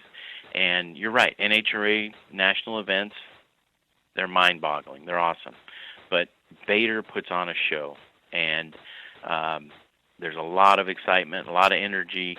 He's a very good promoter. He's an entertainer, and that's what the fans want to see. But it would blow you away how many people he puts in that racetrack, and for one night of racing, lots of stuff: jet cars, jet trucks, wheel standers. They'll be racing all night long there, bracket racing. And then the funny cars, and you do burnouts, and you've got fireworks, and you can hardly even see down the racetrack from the smoke from the burnout, and then you add the smoke from the fireworks. It's amazing. And then his fireworks show to music afterwards, and everybody parades down the racetrack, and the fans get to come out on the racetrack and meet us, and it's unlike anything you'll ever see, and you've got to see it. Wow. Okay. Hey, listen, it's been unanimous. Everybody I talk to says pretty much the same thing, and, I'm not against it. I just got to find the time to do it. But I appreciate you giving me your insight. Like, that's what I wanted. Thank you. Yep, look forward to it every year. All right, Robert, thank you so much. I'll see you this weekend. All right, thanks, Joe. Thanks, Robert. Robert Hight with us here on WFO Radio Podcast. Always love speaking with Robert, because I ask him all kinds of questions that are really none of my business, and he always goes right into it and tells me exactly what I want to hear, like what's up with mixtures, what's up with 1320. He says no.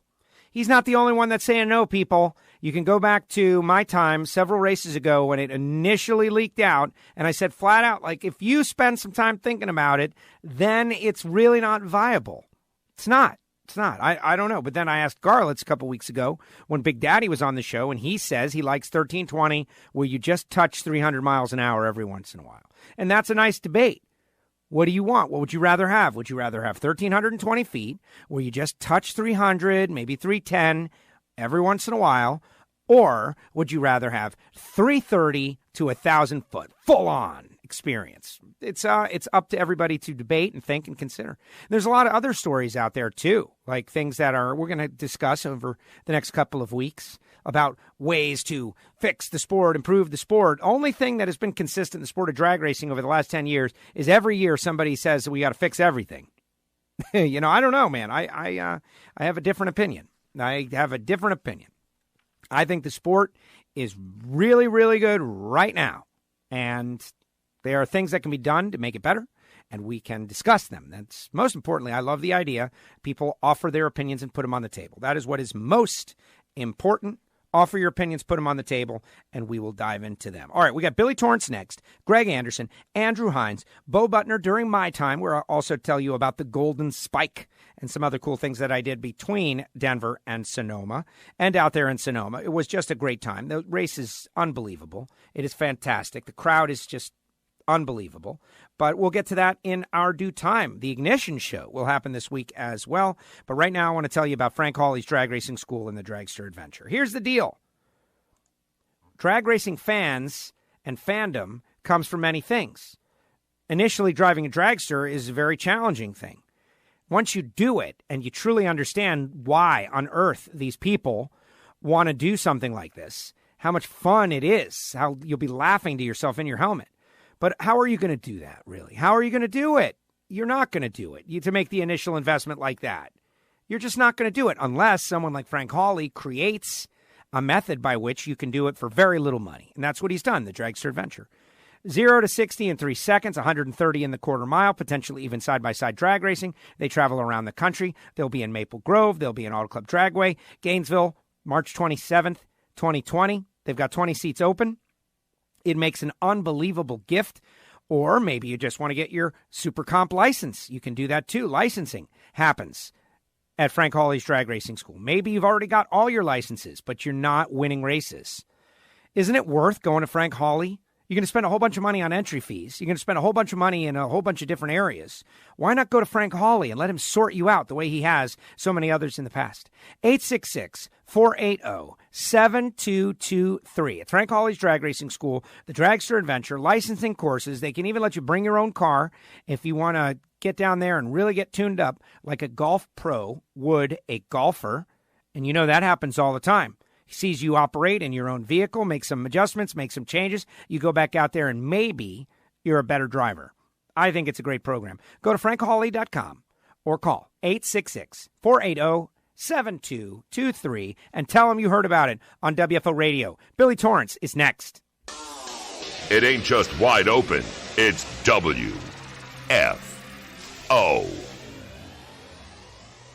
Right now, though, I want to tell you about Hangstafers, metalworking lubricants. The folks at Hangstafers on board with big racers like Antron Brown and Lucas Oil Series, sportsman racers in the Racing RV's top dragster category.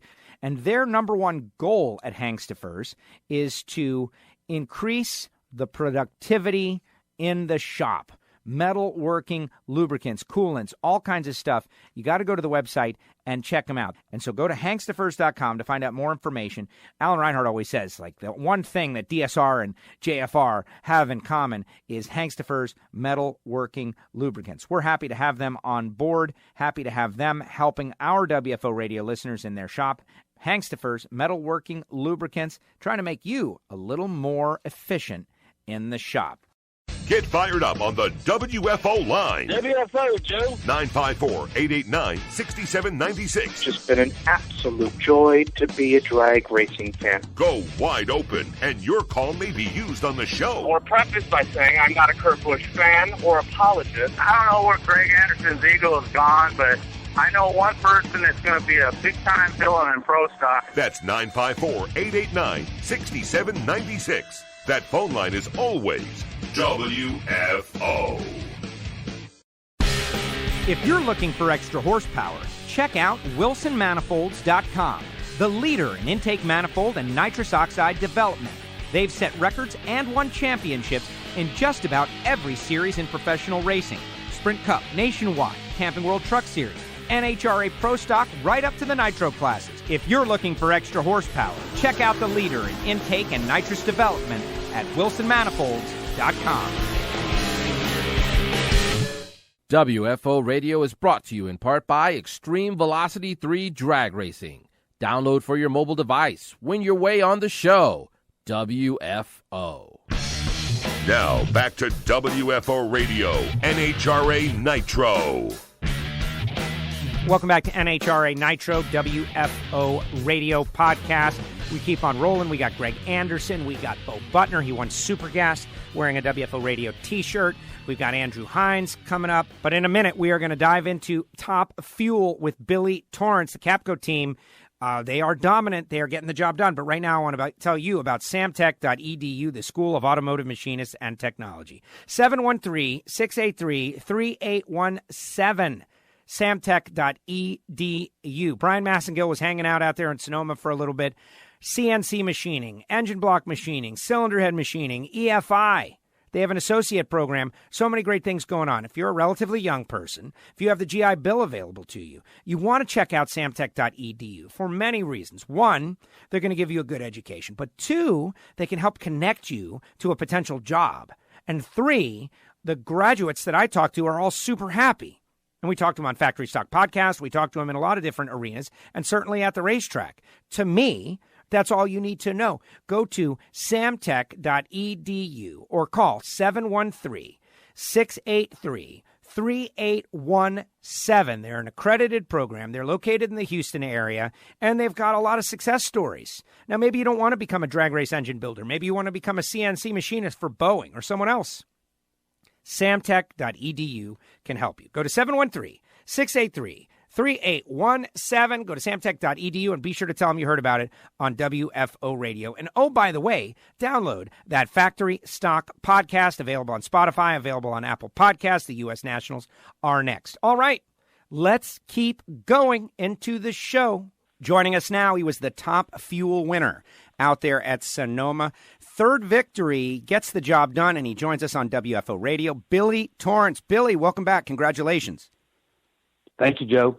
Big win. A lot of fun. Whenever both Capco cars are out there, like when Steve is out there, it feels all about business. When Billy's out there, I don't know, it feels like a little more fun. What about you? Well, I tell you what, those guys keep me a car that's always on razor edge, and when I do come out, they make sure that I'm going to have a good time, and so it is a little more fun in the atmosphere. But we're still out there to dadgum, competing, and but it's always fun. First round, you had to go up against Steve Faria, and you uncork a 75-8, 089, and I'm feeling like that set the tone for the rest of the day. Yeah, I had a good car under me. That 75 was about what we expected to run out there, and we came on, made a nice hit, good safe run, and went on back and hopped it up for the next one. Now, let me just dive back in. I got a question that just popped into my head, right? Like, do you know, and maybe you don't, but do you know how many runs you've made in a Top Fuel dragster? Because I know the 100-run milestone is really important. Get to 100 runs as quick as you can. And I'm wondering, you've won 3 races. Have you even made 100 runs in a Top Fuel dragster? I don't think so. I've raced in the last couple of years more than ever, and then I started about 4 years ago and really took 1 year completely off. So I doubt I've made 100 runs. That's incredible because you're doing such a great job. Obviously, your background racing, whether it be, I always think back to Atlanta a couple of years ago. You jumped in the Super Comper and you won the event. Like, that is really hard to do, and it says a lot about your driving ability. Yeah, that Super Comp stuff, that's a cutthroat business right there. I still enjoy that. I've still got my Super Comp car. I don't get to race it often. We've been really busy here at Capco, and it's a lot easier to fly out on Friday morning and get to race with Steve in the Top Fuel car and fly home on Sunday evening. And if it were a Super Comp race, I'd leave on Wednesday to get there Thursday, and you know how that sportsman deal is. It's a little more drawn out. Sure, absolutely. Thank you for answering that. I think that's pretty amazing that you've been able to have such great success. Second round, Austin Prock. Here is the young rookie who has said flat out, he's gunning for your son, and he's such a talented driver as well. He was 062, you're 084, but he didn't get down, and you did. Navigating the conditions, big part of this. Oh yeah, that is a big deal right there. Bottom line is, that's a great young kid. I know his folks, and he's gonna do well. We called a break that he couldn't make it because he had us at the tree, but he's really good lever. And as far as gunning for Steve, I think they've all been gunning for Steve. So that's but that was another good race. The car put a hole out second round, but we still ran 83 and were able to get a win out of it. Now that sets up the big battle. Speaking of gunning for Steve, right? Here we are, semifinals, the all-cap go matchup. I'm sure you guys would rather it be in the final round, but it's in the semis. Someone gets to go to the final round, so that is good. No one has been able to beat this kid. He's on rails. He leaves good. The car goes well. When there's a problem with the car, he pulls it out with a pedal job. So tough to beat. Tell me about prepping for a run against Steve when you've got to be the guy who knows how good he is better than everybody, right? You made him. Well, yeah, it's Steve and Richard, Bob, and the whole team. I mean, that's a complete package right there.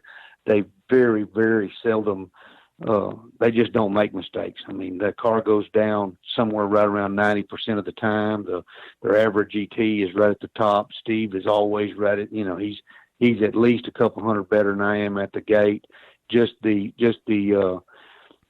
everything lined up right. We were about even, and we had a little bit of a performance advantage. They underestimated us a little bit, or just underestimated what the track we were able to go out there and run probably lower the session with that 77, and we just got by with one right there. So. We were fortunate in that regard because, I mean, you don't get by those guys often. Yes, so true. I want to dial in on a point, though, in that, and this is like a character question, and you guys are Steve, someone who wins, he can be brash and humble at the same time, which is good. And he's going for this record, the amount of wins in a row and final rounds and all. I think back to last year's Countdown where he had a chance to sweep the Countdown and you got a shot at him and you swung at him hard and just came up short. But within your family, within your team, the concept of taking a dive doesn't exist. Mama Kay said in the media center, made the best team win. And I think about that, and not everybody would necessarily play it that same way. You're out there and you've been your son's biggest nemesis at times. Well, I think that, I'll get on a limb there and maybe be a little brash, but I have at least the number 2 car in the field anytime I show up. And I think Steve has had the best car just all the time. And so we're going to get out there and race those cars. I mean, how could you sit around and throw your chest out there on, the next week when you're off if you're taking a dive? That's, Steve wouldn't want to do that, and I wouldn't either. I mean, I enjoy seeing him win, but I'm gonna keep him honest. No, I love that answer, and that's what everyone should aspire to do. Absolutely, if you're going to really have the best team out there, sometimes the number 1 guy ends up losing. We see that all the time. That's what means the best team. And then the final round, Clay Millican. I saw right before the semis, before you ran Steve, Clay was going to have to run Antron, who I know is a great personal friend of you guys. But Steve yelled over to Clay, like, "Hey, Hillbilly," and the camaraderie, like that, those 4 people, Antron, Clay, you, Steve, perfect example of how this category's got a lot of really fine people, great talents, wonderful people. And, Clay gets through. They're doing their own thing. They're really emerging 4 final rounds now as perhaps your chief rival going into the playoffs for Steve. Certainly, you were able to take him down. But just talk a little bit about getting ready for that final round. Well, I mean, we rolled out there and went 77. They went 84, 85 or something. So we knew we could outrun them. So I just needed to get up there and do my job and just taking. I didn't take any starting line or eased up there and bumped her in skinny, and Clay rolled her in there and maybe looked bad, but that old Capco Power came around them at the end. I saw him. Those are great guys, and they're good comrades there. We sell those guys a lot of parts, and where we can, we help them a lot. Same with, Antron is a great friend of Steve's, and those 2 are cutting up all the time. I have to constantly keep an eye on them. But, it is good to have the camaraderie out there. And even though we're fierce competitors, off the track, everybody is very cordial.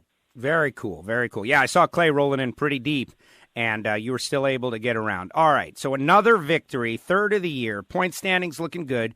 You told us in the media center that you're going to skip Seattle, but you're going to run Brainerd and Indy. Indy is a points-and-a-half race. Looking at the standings, Austin Prock has got 10th, Palmer has got 11th, and you are sitting 12th. So, maybe you make it, maybe you don't. If you make it, are you going to run the final 6 races, or are you going to adhere to the schedule, which I don't know what it is for the countdown? Maybe you were planning on running all 6 anyway to be out there in the mix during playoff time, but I think that's pretty intriguing. Every time you bring the car out, you tend to go rounds, so I expect that will happen at Brainerd and Indy. It's possible you make the countdown, even skipping races. What about the final 6 if you do? If we make the countdown, and like I say, we didn't, like I told you there Sunday, we didn't come out to, to aspire to make the countdown. We just came out to, for a data recorder for Steve and try out new parts and pieces and have a good time, be competitive. I mean, we want to win, and we've showed that we're capable of winning anytime we show up.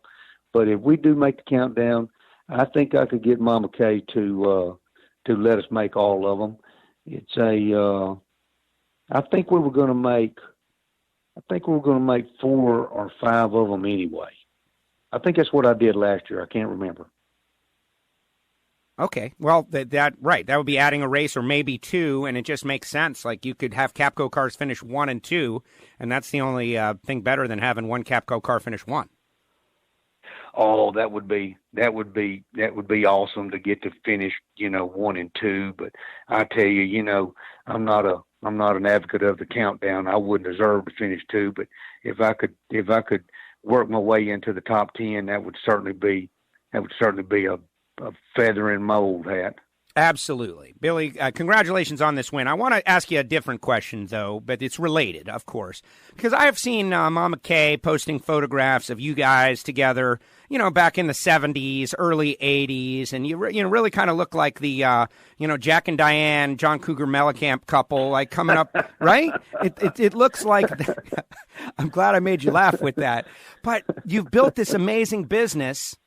You've had such success that you can focus on racing, and then you go into racing and you build an amazing race team. So that tells me that you have got, savvy and talent and ability on the business side, and not everybody does it the way you do it, right? Like, everybody that works for you seems to love working for you. Everybody that I've never heard a negative thing ever, period. And the way you've done it is very publicly, humble and successful all at the same time. That's walking a line that few people are able to do. So I'm wondering, first of all, you got to feel very proud of your accomplishments to be able to build a business that employs so many people, that goes out and does, whether it be natural gas or oil or whatever, that is doing positive things for a lot of people that work for you, and then translate that success into racing. The question is, how do you accomplish that? Is there a key element to your success? Is there something that you learned early on that you could forward along to all of us that would help us maybe emulate that in our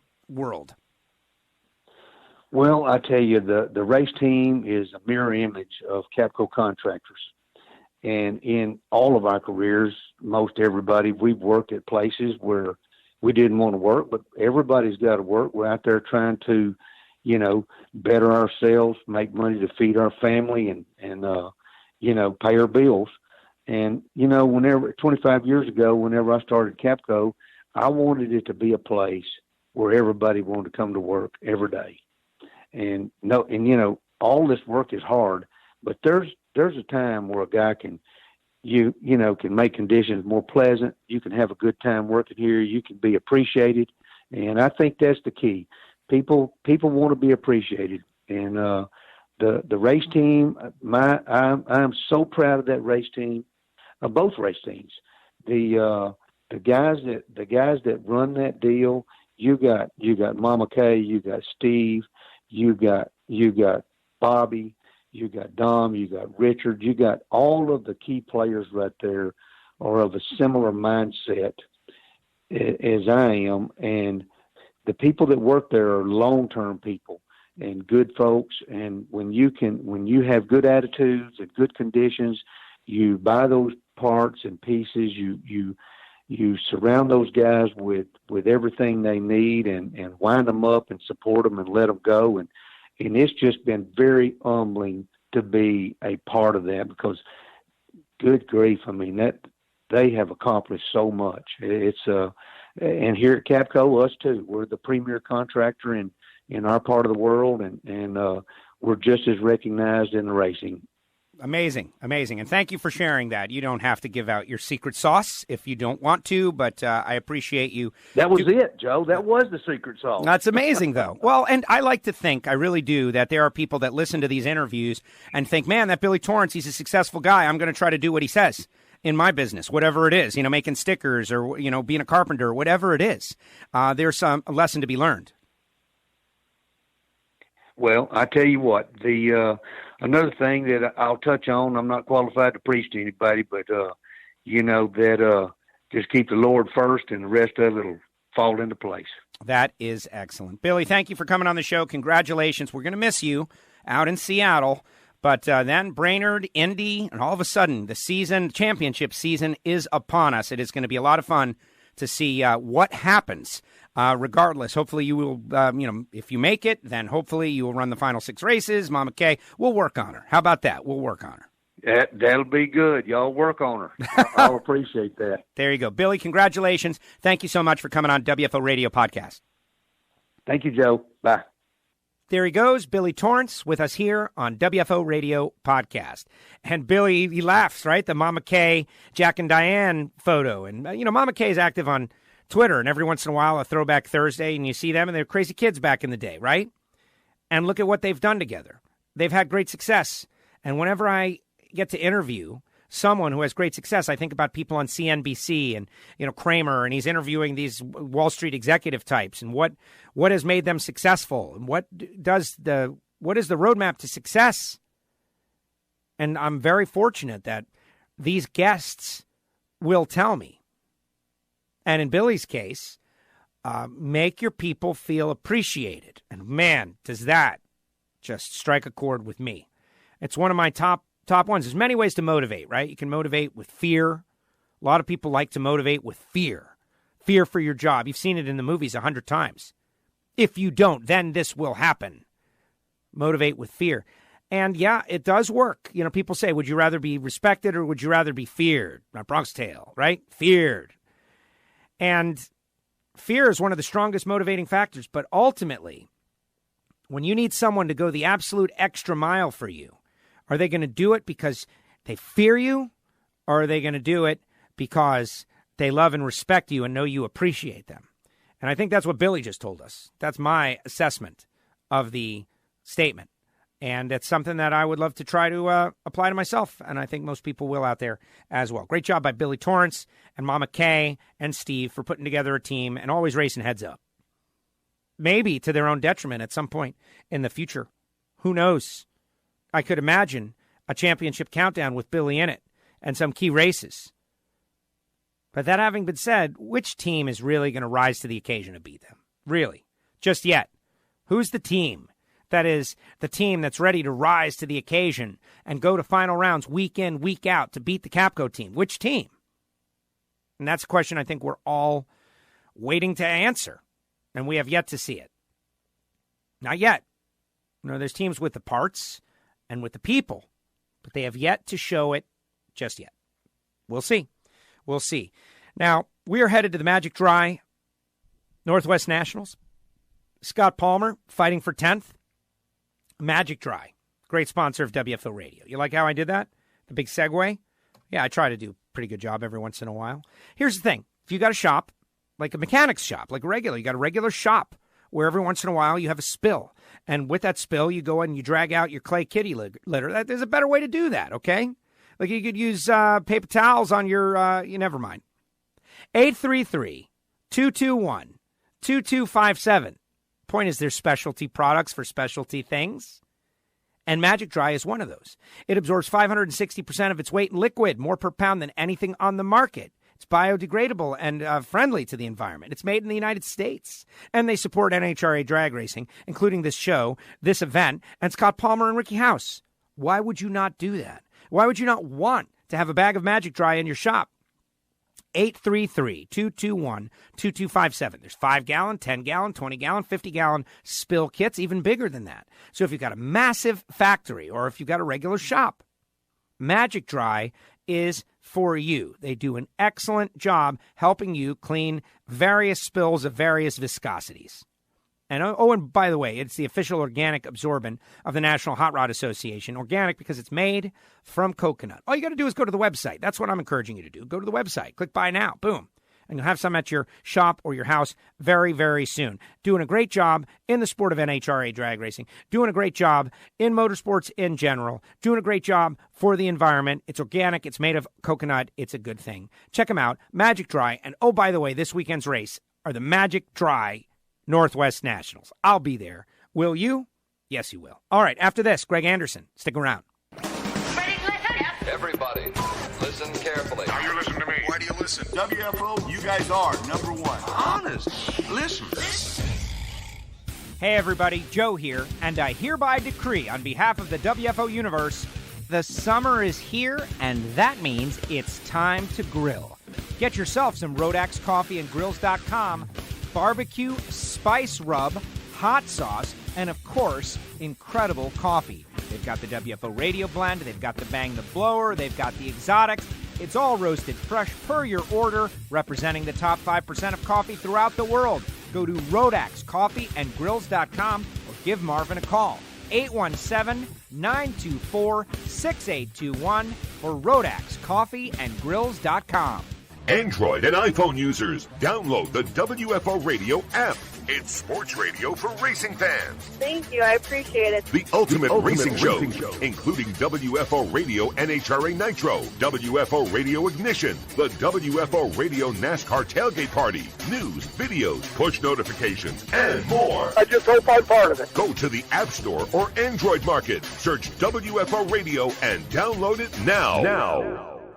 Drag Racing Edge. That's the magazine. Subscribe online.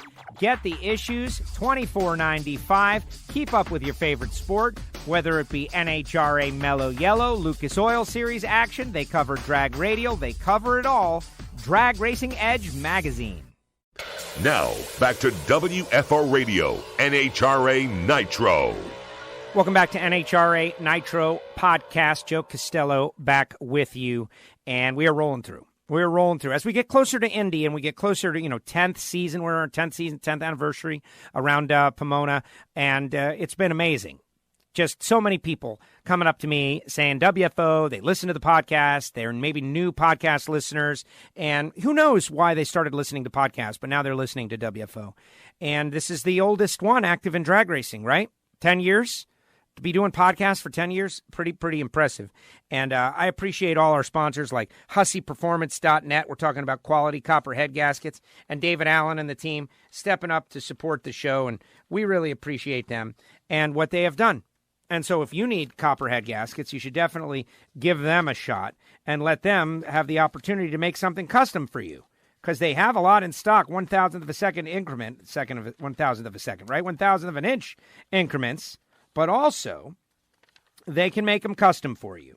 So please check them out. Go to HusseyPerformance.net. David Allen is waiting on the other end of the phone line to take your order or answer your question or whatever the issue is, help guide you along through the process. And I know we got a lot of engine builders out there, and you definitely want to try them out. Go to HusseyPerformance.net for quality copper head gaskets. All right, time to move on with our next guest. Joining us now, the only driver with an opportunity to sweep the Western Swing. It was a year before his last win and a week before his next win. Greg Anderson joins us now. Greg, how are you? Good morning, Joe. Doing great. Set the scene. Where are you? What are you doing? I'm in the Redwood Forest in Northern California. Pretty cool place. I hear those. I've seen the giant sequoias before. I was in Muir Woods. And it was amazing. It was humbling. How can those trees possibly be so big and huge and amazing and old? You're enjoying it now. Is this your first time there? That's my second, but I think it's been 15, 20 years, so I can hardly remember it. So pretty cool to see it again. It's absolutely amazing how big these trees are. Neat place. Neat place. So true. So you are doing the winding drive up to Pacific Raceways. But let's talk about what just happened this weekend. Another victory. It had been a year, and now it has been a week. You obviously have confidence going again. The car is running well. Do you give all the credit to the Magic Underwear? I almost have to, don't I? I have no better excuse, no better reason. I got to go with that. Were you wearing them? Be honest. Well, heck yeah, I was wearing them.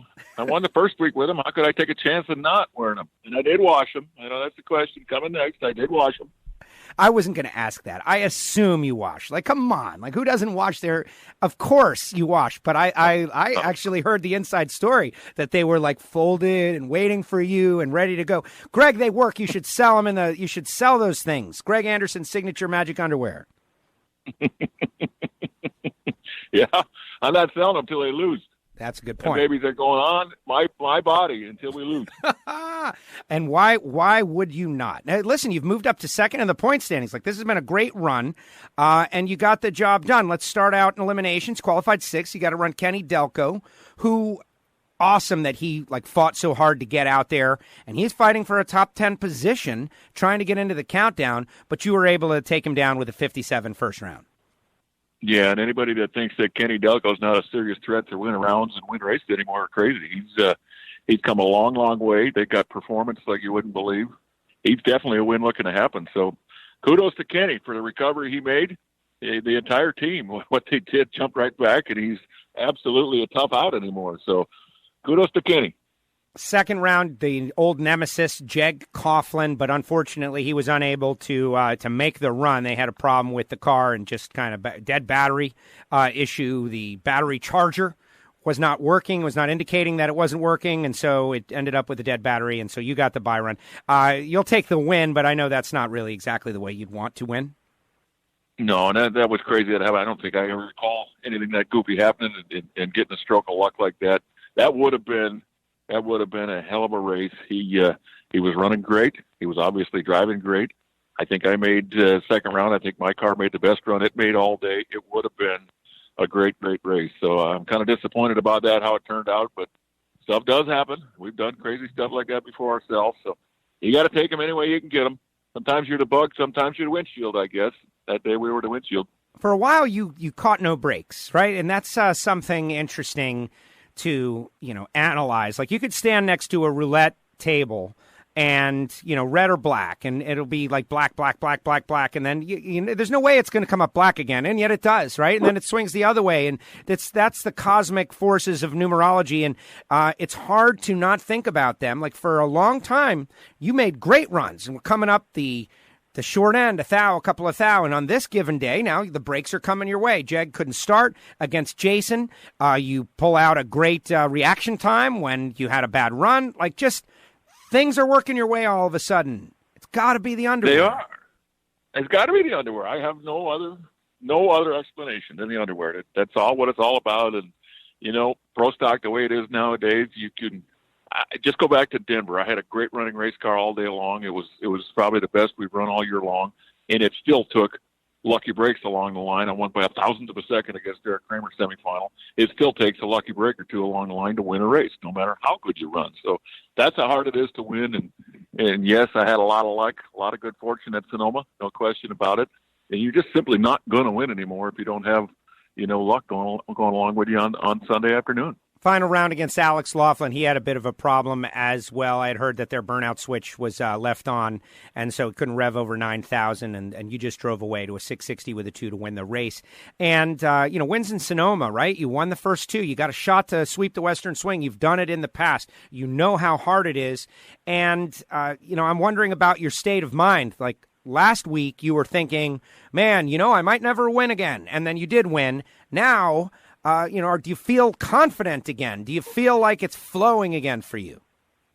Well, I feel confident, and I feel like the good Lord's on my side. I'm getting breaks that I haven't been getting for a long time. So, yeah, you need to try and ride this wave as long as you can. And certainly never thought coming into the swing that after 2 races I'd have a chance to sweep it. But I do. It's real. I do have a chance. So it's going to be an exciting weekend. I'm going to be thinking about that, and I'm going to have a smile on my face all weekend just for the possibilities. I remember like it was yesterday, the last time I did it in I don't remember what year it was, 2004 or 5, a long time ago, but I can remember that day. I think it finished at that time. The sweep finished in Sonoma, and I remember that winner's circle. It was one of the coolest winner's circles ever. So it's I hate to get too far ahead, look too far down the road, because it's going to take a He-Man effort and a lot of luck again. But it's a possibility, and I'm the only one with the chance. Let's talk about what's happening in Pro Stock right now, in that the entire field, is it closer than it's ever been before? I don't know. I think it might be. And you've got 3 real predominant power factories, right? KB Racing, and you guys, like the drivers you help, they've got a chance to win, right? And Fernando and Fernando Jr., they're kind of at the early part of their learning curve. So I expect them to really show their talent and ability next year. Bo Butner, of course, leading the point standings. Anything he touches, he goes to the winner's circle, apparently. But then, Wally Stroop, moving in the right direction with his program. Then you got Elite, everyone that they help. Think about Matt Hartford. They've got a shot to win. Chris McGahey now. They've got their power in a bunch of different cars. So you got the 3 big factories putting out power, and everyone seems just about equal. Why do you think that is, Greg, that it's pretty equal given all the different ideas and concepts and people and personnel? Geographic locations are totally different, and yet when it comes to the power, it's just about the same at this point? That's just it. It's all about the power, and the power is, I guarantee there isn't 5 horse between any one of the 3, the power teams, whatever you want to call them. I bet there isn't 5 horse. You can see that by the sheet rundown that you look at, the incremental times going down the racetrack. After 60 foot, every one of these cars is within thousands to the finish line. So it all comes down to who 60 foot's the best. We've got the best chance of setting low ET or winning the race. So it's crazy that it's shaken out like this, but we did predict it a few years back when we made this big rule change and went to fuel injection and limited the RPM to 10.5, and basically just kind of clamped down on what you could be able to do with your engine and development towards your engine. So we predicted it would shake out where everybody's going to run the same within a couple of years. We're there, and now it comes down to who can cut the best light and who can 60 foot the best, really, who's got the best chance to win. Are you, like, if another team comes to you guys, and this is inside baseball business for you, so, feel free to dodge the question if you want, but I'm wondering, like, how many more cars you can supply? And that's going to be the limiting factor eventually, right? Because Elite's got a bunch of cars. They got a bunch of people. You got a bunch of cars. You got a bunch of people. McGahey could probably take on 1 or 2, but they'd have to hire some more people. I'm wondering, like, for the comp eliminator team out there that shows up to a bunch of races, they know how to work their chassis. They feel like they know what's up with gearing and all that, and would love to try to mix it up in Pro Stock. They think they got a good driver. The limiting factor then becomes, who do you partner with, and can they handle you? Can you guys handle more customers? Well, we're kind of, as far as a complete operation where someone wants to come in and rent the entire race car, hauler, we're tapped out. We're absolutely tapped out. If someone comes in with their own equipment, their own race car, their own hauler, and basically their own crew, and just basically need power, we can still do that. We still have room to do that. So, yes, it's a little bit different customer we're looking for down the road. It's basically just an engine customer, because we're tapped out as far as we don't have any more cars. I guess what I'm trying to say. We have no more cars to put on the racetrack. So, engines we have, no more cars. Got it. Well, rightfully so. I mean, there's only so much any one group of people can do and handle, and I think you've been able to do it. Let's talk about that round against Jason, though. Those are always fun, right? You and Jason rolling to the starting line. Jason, we got him up on stage before first round. He and Richard Freeman got to talk a little smack. They ended up talking about how much taller they are than I am, which is fine, and it's true. But in the end, though, that is always a great rivalry, you and Jason, when you roll to the starting line, and you were able to get the best of him. But that had to be fun, knowing someone was going to the final. Well, it was. It was obviously going to be a Summit Chevy going to the final round. That's always great. And, the gloves come off and you go out and have fun. And that's what we did. And I'm not going to lie to you. I rolled up there thinking it's going to take about a miracle for me to win. Jason had confidence going. His car was running great. He was cutting, great lights, better lights than he's cutting all year long. I wasn't cutting great lights, and my car was just okay. So I knew I was the underdog, and I knew it was going to, take something crazy for me to win. And when that win light came on at the finish line, I just about couldn't believe it. I was in disbelief. So it is what it is, and it's just the way the cards shook out that day. Somebody wanted me to win that day, I guess, and I got to take it. And now a chance to sweep the Western Swing. Pacific Raceways, Alan Reinhart and I were talking about just the facility, right? And some people want this, like, beautiful, unbelievable facility. Sonoma is certainly that. And some people want an event that has got soul and history. And Pacific Raceways is certainly that place. It is. I've been going there a lot of years, and it's a beautiful place. It's a lot like Reinhart, I think, as far as the facility itself. You've got trees all around you, full of oxygen, and you've got campers all around you. It's generally 9 times out of 10, it's nice weather. You're not cooking in the 90-degree heat and humidity. It's usually real nice weather, so it's a fun place to race. But at the same time, it's a tough place to race. That it can go from 60 degrees and overcast to 95 degrees and humid and sun blazing on the racetrack in an hour. And I'm telling you, this racetrack here is one that changes dramatically with sun on it versus not sun on it. So it makes for a very, very difficult place to win at. And it's going to be a heck of a challenge. I'm obviously looking forward to it. I've got a chance to do something special here, but it's going to take a heck of an effort on our part, especially looking at the weather forecast. I think Friday looks like, what you usually see in Seattle with 70, 80 degree temperature and maybe some overcast. Cars will be fast, and then by Sunday, it's going to be a hot, greasy starting line. So going to be a heck of a challenge. Going to be a heck of a challenge. Safe travels on your way up there to the Pacific Northwest. I know there's a whole lot of fans. It's so great having Pro Stock on the schedule every week and knowing that we can look ahead to seeing Pro Stock this weekend. It has been a lot of fun. The racing has been great. Gets very serious now. Seattle, Brainerd, Indy, just like that, the most critical time of the season. You're clearly peaking at the right time for various reasons. Good luck with that, and look forward to seeing you this weekend. Sounds good, Joe. All I got to do now is find my way out of the trees here. Yes, good luck. Right, and I'm sure some of the competition doesn't want you to get out of the trees, so make sure you do. Okay, thanks, Joe. Thank you, Greg. Greg Anderson with us here on WFO Radio Podcast. Started off on radio in Miami, 560 AM. The show was called Motorsports Saturday. Then moved to XM Satellite Radio. And initially, we were wide open on NASCAR radio. And then we moved to become an all motorsports show. Had NHRA Tuesday with Alan Reinhart as my guest. And we had IndyCar Wednesday and Formula One Thursday with Mike King and Bob Varsha, and we did a lot, over the air or over the satellite waves, so to speak, extraterrestrial radio, and it was good stuff. And then when Sirius and XM merged, started the podcast, WFO Radio, and started from nothing. Is this a success story? I don't know. I don't know if it's a success story. And, when people ask Steve Torrence, I'll look back on the success when I'm old, right? I don't know about that. But whatever it is that this is, that's got you listening, you're listening. If you're not listening, then you're not hearing this. Whatever it is that has got you listening, I consider that a success. You're handling the show one week or another. I know there's a lot of people that check in once in a while. They can't handle the 3-hour format. I get that. We got a solution coming. We have a solution. And we're going to have to ask every one of our listeners to join in that solution. But you will. And it will be great. And we appreciate it. And I'm just happy to be here, honestly. Still alive and doing something in, my field, right? Auto racing and trying to make other people more passionate about auto racing. In general, all auto racing, but in particular, NHRA drag racing. I'm a little troubled about some of the things that are going on out there. But what can you do? You just got to keep pushing, right? Got to keep fighting. Others try to tear down. I try to build. That's my thing. What about Castello, right? Tries to build and not tear down. That, I think, is a good thing. Put it on my tomb.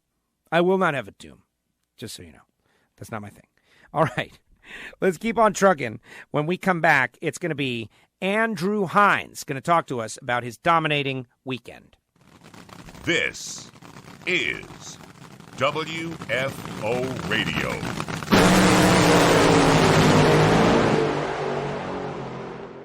Frank Hawley's Drag Racing School. Whether you're a bracket racer who wants to get better or a thrill seeker looking to cross it off your bucket list, Frank Hawley's Drag Racing School can put you on the right track. Don't believe me? Tell him, Frank. No matter how little or how much experience you have, we've got a program for you. So if driving a dragster is on your bucket list, there's no better time than now. And if you'd like to be a pro, well, here's funny car champ, Jack Beckman. Hey, this is Jack Beckman. Long before I was Fast Jack, I was a bracket racer who went to the Frank Hawley School. The time I spent there was some of the most exciting, intense, and fulfilling moments ever in a race car. I feel the curriculum Frank developed greatly helped me win not only the Super Comp, but also the NHRA Nitro Funny Car Championship. Frank put me on the right track. What are you waiting for? Call them at 866-480-7223.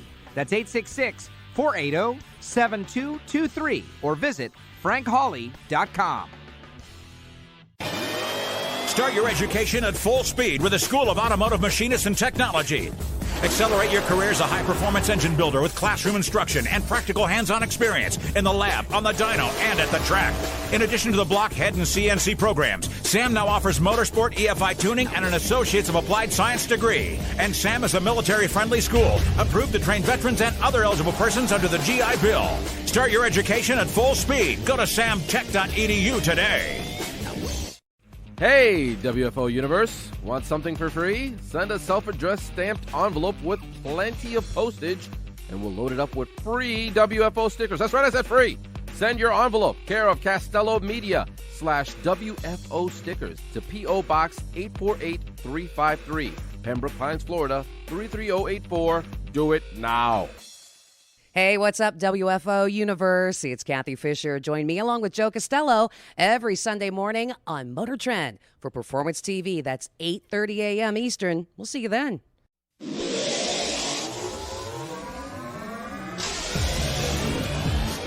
Now, back to WFO Radio, NHRA Nitro.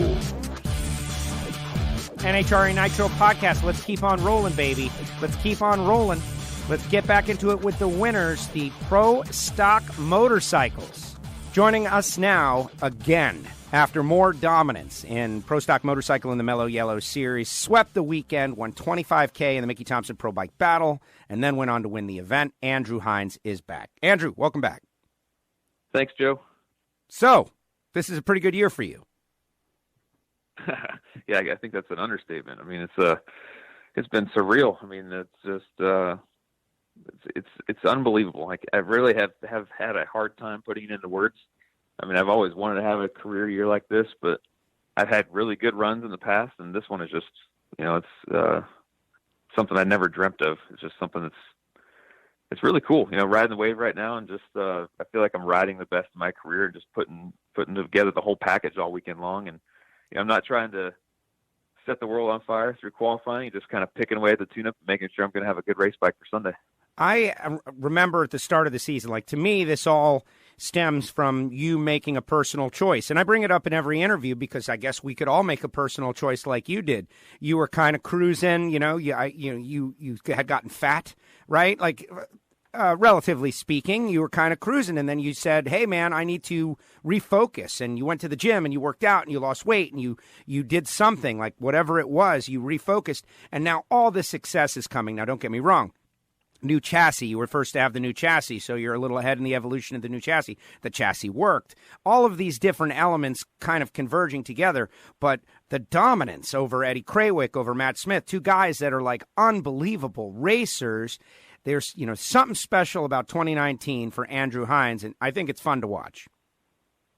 Yeah, it's definitely been fun to be part of, for sure. It's just, like you said, it's just a different level of focus this year.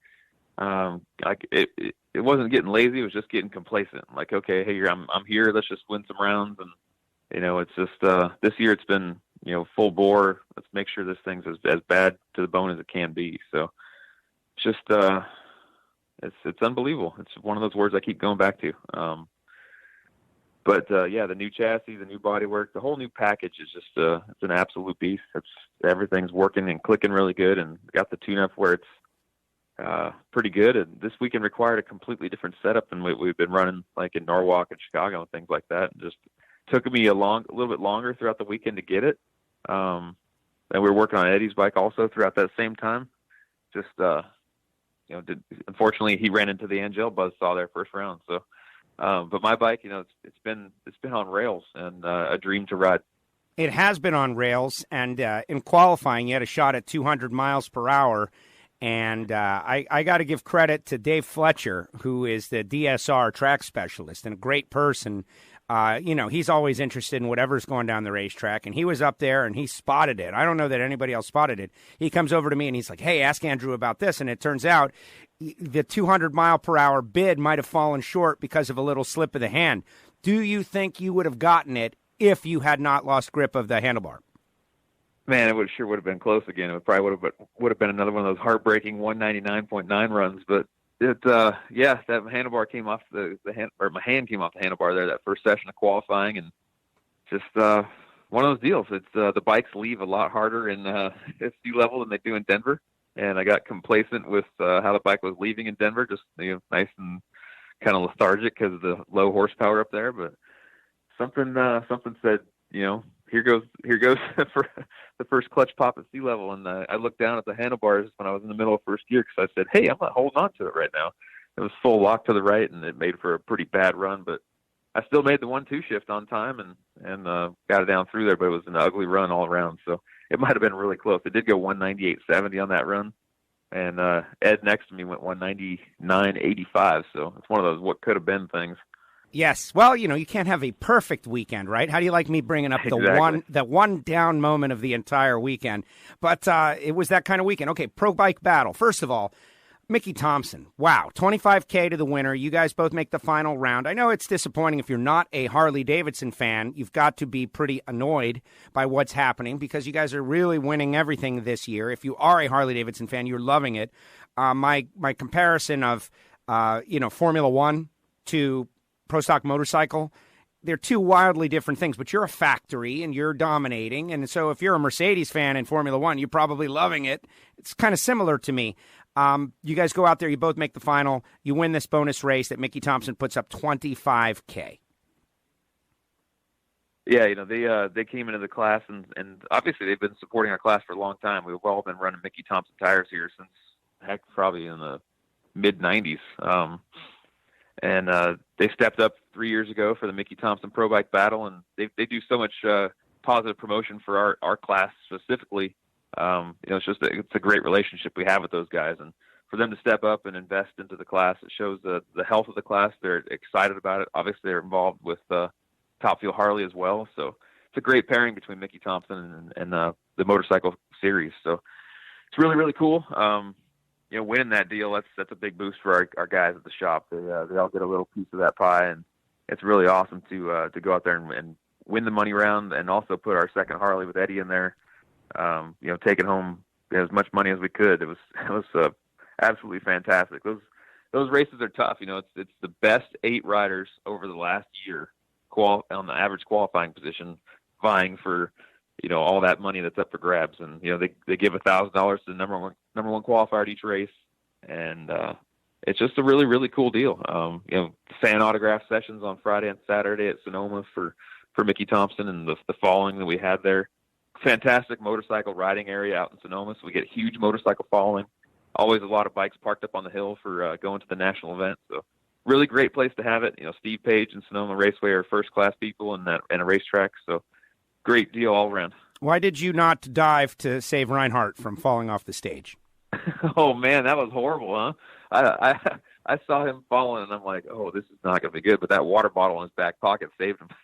Oh, is that what happened? Is that what? Well, he's a really tall guy. So really, if he just puts his legs down, he's not falling. That's the thing. Reinhart, everybody's got to understand, this guy's like 6'4" or something. He's a huge person. And so he can be sitting on the stage and his legs practically touching the ground. So he was really actually smooth. By the way, people don't realize Reinhart was an athlete in a former life. So he kind of handled it real well. Me in the similar situation, I would have crashed down there and here come the medics and it would have been pretty tough. He just brushed it off. But, that's the thing is I didn't see you guys dive to save him.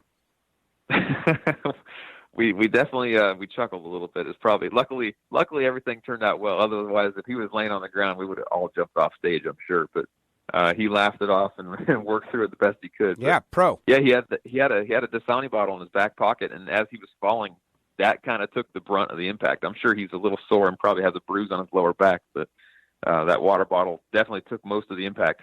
Wow, that is tremendous. Now, what about that? The pre-race, you guys flipping over tires to reveal numbers as to who you would race, as opposed to the traditional 1 versus 8 kind of thing. I liked it. I thought it added a little bit of drama. Just something fun and different. The crowd seemed to like it. What about you? I thought it was really cool. It was something different. We haven't done that before. NHRA has done different stuff in the past with the Nitro cars on, trying to determine the 8th spot out of a raffle and things like that. But this was total random drawing, total random pairings. The tire we flipped up, is 1, 2, 3, or 4. That's the pair you're going to be. So, there was no like, okay, number 1 position gets to choose where they want to be, kind of like we do in qualifying, where the higher qualified you are, you choose your pairings. We threw that out the window and said, okay, here's one. You're going to be first out, whether you're first in points or 8th in points, doesn't matter. So it was cool. It was it definitely brought a different level of anxiety to it. I mean, typically in years past in these battles, I've always been one to kind of follow the points and say, okay, I'm second or third or fifth, and I might pair up with this person when we get to Sonoma. But this was different. I mean, there was no stress, no anxiety until that moment. I'm walking out on stage, and it's like, okay, I'm going to flip over this tire, and right here I'm going to find out who I'm racing. And I got to run Hector Jr., who's, the 200-mile-per-hour guy and had a good bike all weekend long. So, in years past when you knew your pairing going into Sonoma, you would watch them through qualifying, study if they're making good runs or bad runs, and kind of determine what's going to happen on Saturday. But this was total different. This was, here we go. We're here. We're going to go run in 15 minutes, and everything's on the line right now. So it actually worked out. It prevented a lot of teams from racing each other, because in the point situation, you would have had myself and Angel racing as teammates. You would have had Matt and Angie racing as teammates. You would have had the Iranas racing as teammates.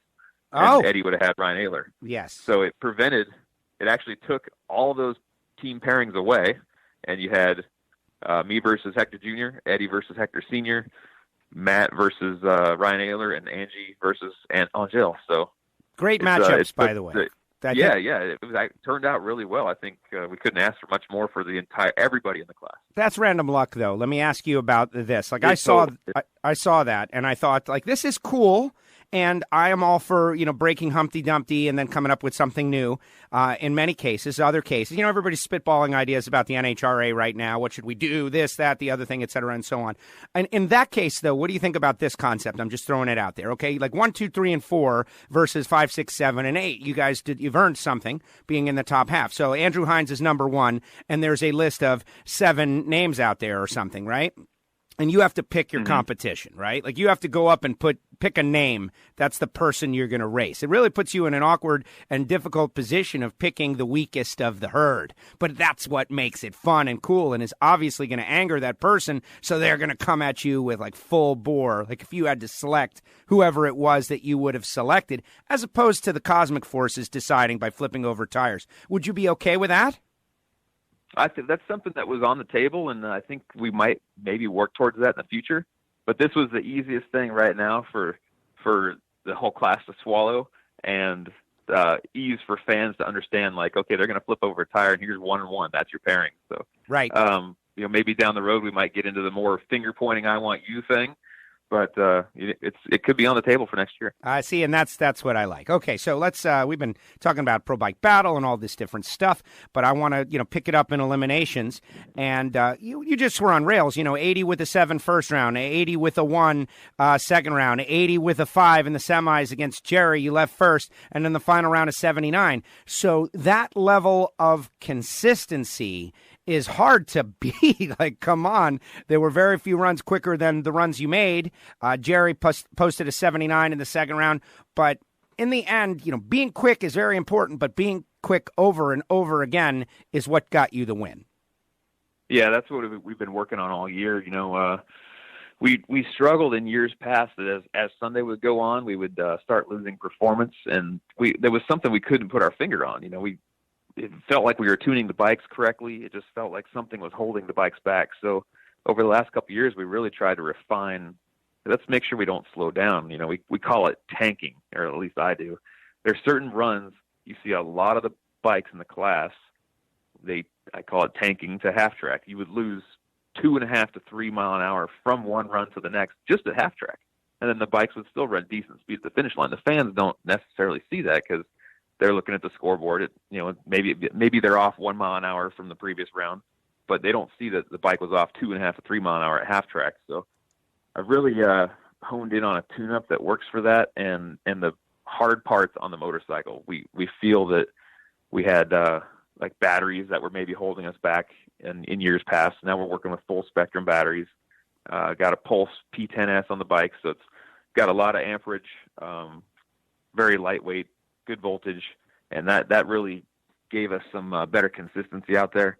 And then switching to the Motec M130 was probably the biggest thing for us this year. I think, with the processing speed, nearly 1,000 times faster than what we were running the last couple of years, I feel like the ECU is doing the same thing every time, so we don't have to worry about the drift on fuel delivery or spark or anything like that. So I really think those two aspects have unlocked the door for consistent horsepower output every single time down the racetrack. So, but going back to Denver too, it was the same way. My bike went 17, 17, 18, 17 on all 4 rounds. So the bike's been easy to ride and fun at the same time. But it's not just set the tune up in the morning and send it 4 runs in a row. It's every single round I'm making relatively large changes to make sure the performance is there each round. So had I had maybe the tune up from the final round in there, first round, maybe it would have gone 78. But it was just putting up consistent numbers and just pecking away a little bit here and there to make sure it's going to maintain.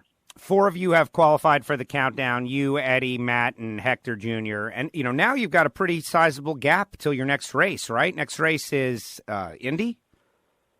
Yes. Yeah, we got a month off, which is a well-needed month after the 8-10 weeks we've had in Advance and Hines here the last between racing and developing this FXDR body and cutting molds and getting carbon fiber fit to the bikes.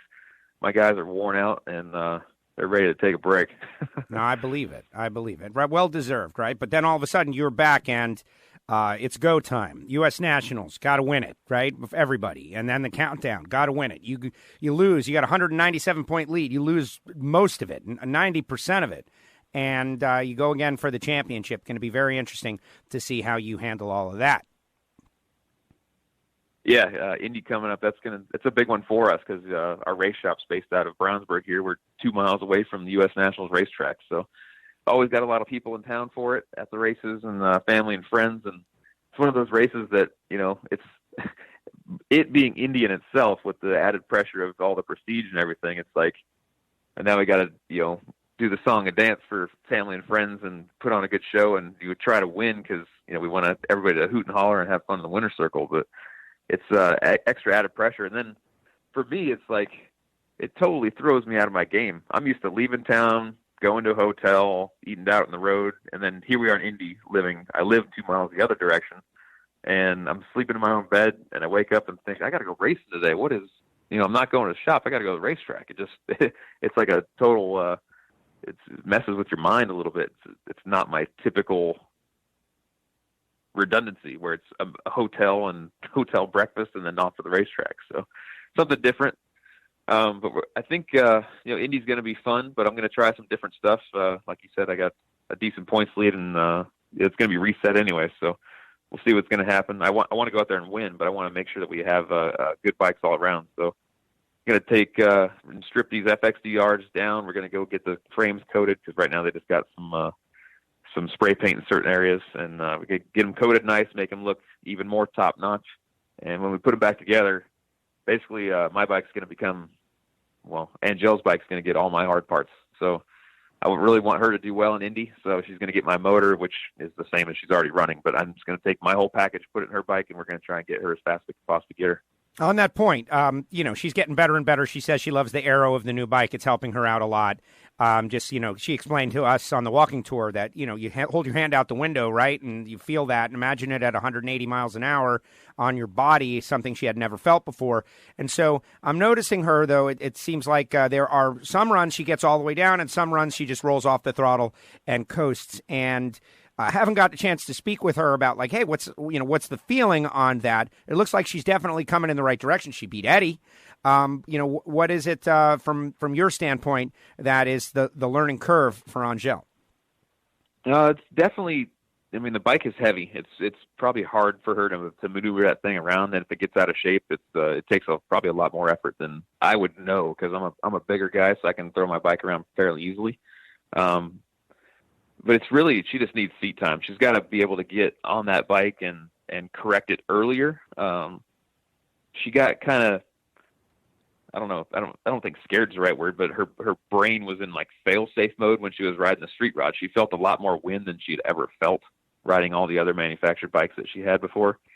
So she kind of got in this situation where she wouldn't correct the bike early enough, or her brain would say, I feel the wind, I don't want to get out in it any more than I already am. So she wouldn't move out of the seat to correct it with body weight. So we've been working on her with getting her to move earlier on the run to use her body weight to the advantage instead of road racing and leaning the bike over. You don't want to get the bike on the side of the tire. It'll start to spin or just go slow because the tires don't like to be rolled over. So she's getting better and better. The first run of the weekend for us seems to be the hardest to get her down the track because we got to get a rear axle set up for her to get her straight down the racetrack. And after that, we can usually hone in on it pretty quick. Every track is a little different how much camber it has from lane to lane and which way the wind's blowing and certain subtleties of each lane. Sometimes it'll pull you in early and out late. You got to set up for all that stuff. And Eddie and I have really good notes, and we're bigger guys. We can, if it's not going straight, we can fix it a lot easier than she can. So the rest of the weekend, though, this weekend, I'm kind of frustrated myself. We didn't get her bike fixed up soon enough, and that really led to her not qualifying well. Had what we thought was an electrical problem all weekend long. Her bike would stop revving up at like 9,200, 9,300. So she never made a real full qualifying run, and she wound up being 13th and was paired up with Eddie first round. And so we were changing electronics right and left every single lap until Saturday night, and nothing fixed it. So finally we just said, hey, let's rip this motor out, put a different engine in, and send it out there for Sunday, and that fixed it. It revved up, and she went her quickest run of the weekend by a significant margin, fastest speed of the weekend for her, and took out Eddie. So it's just a wrong place, wrong time thing for Eddie, right place, right time for her. So ultimately it worked out, and I botched the thing second round with her rev limiter, trying to play with these settings in the Motec to get the rev limiter really smooth, and the air got worse, and it just didn't even achieve RPM. So when she popped the clutch, it just bogged and almost shut the motor off. Bummer. Well, it's good. Yep. I get a lot of people ask me about Angelle, like, are they committed to her? Is she going to get to continue to do this? We want to see her. We know she's going to get it eventually. And I know you guys are, but I just like watching that program. We know what caliber racer she is. And I had several people tell me, like, they love watching this because they know she's a great racer, but this just proves that not anybody can just jump on those bikes and just win. It's there's something extra, an extra level to it. So it's been very interesting to watch that happen. Andrew, congratulations on just an unbelievable season and a dominant victory out there at Sonoma. It's always a great race, a lot of fans, a lot of fun, and we will see you in Indy, obviously. I do have a couple other questions, though, but I will hopefully have you back on prior to Indy to get hyped up for that. You ready? Yeah, no problem. Let's do it. Cool deal. Andrew, thank you so much. Congratulations on your win. Yep, thanks, Joe. Andrew Hines with us here on WFO Radio. Thank you, Andrew. Appreciate it. It's been a season of dominance, and I know a lot of people are not happy. I'm interested in the countdown. Here's the thing. Anybody other than Andrew wins the countdown, the season is a tremendous failure for him, right? Isn't that the only way it is? You got to do it again in the playoffs, and he's going to have to do it again also. Matt Smith has got a very quick and fast motorcycle. Eddie Krawick has got a very quick and fast motorcycle. Both of those guys, not too many others, both of those guys can step up and the worm can turn. A first round out, a win, now you're behind, now you're pressuring, 001 red, next thing you know, you've lost 2 races, you're battling from behind. You just never know. And to me, that's what makes it interesting. So we'll see what happens with Andrew Hines. But bottom line is, he absolutely dominated this weekend. He won the extra $24,000. And that team, Mike and Scott and everybody at Vance and Hines Harley-Davidson, they've been working their tails off, man. They're solely focused. So you got to give them credit. Big credit to Andrew Hines. And next time we'll see them, the Chevrolet Performance U.S. Nationals. That tells you how close it is. As well as our Pro Mod guys and our Factory Stock Showdown guys. Very interesting stuff. All right, that's going to do it for our winners. When we come back, it's going to be my time, which I am going to devote some of my time to Bo Butner, but I am also going to delve into several other issues and topics, as I normally do. And am I going to get real aggressive and attack people? No, I'm not going to do that. Will I? You'll see after this. It ain't just wide open. It's WFO.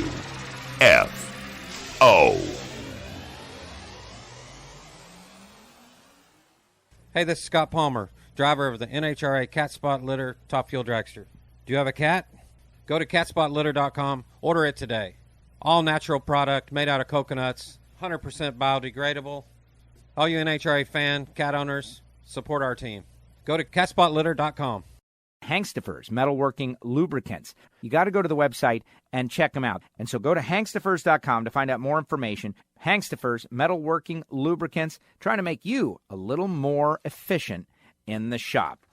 WFO Radio is brought to you in part by RodaxCoffeeandGrills.com. Gourmet coffee, hot sauce, spice rub, everything good, Rodax.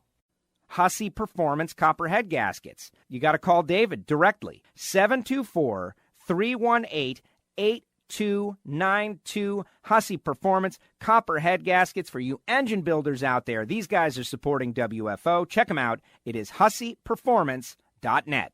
This is Jeff Rice, a.k.a. Deep and Hot. I just want to let you know that NHRA Nitro is probably the best coverage of NHRA drag racing, period. How can you not like a 3.5-hour broadcast with all the winners specifically for drag racing? WFO rules the airwaves. Now, back to WFO Radio, NHRA Nitro. And here we are, final segment, NHRA Nitro, brought to you by patreon.com/WFO Radio. For those listeners who really want to support the show in exchange for occasional special content, which I owe you guys special content. But the bottom line is they're supporting the show because of great interviews like this one coming up. Joining us now, he won Super Gas this past weekend out there at Sonoma, and he is making his way to Seattle, and he's also the points leader in Pro Stock. Bo Butner joins us now. Bo, welcome back. How are you? Doing great. Just, like you said, heading up to Seattle. There you go. All right, so here's the deal.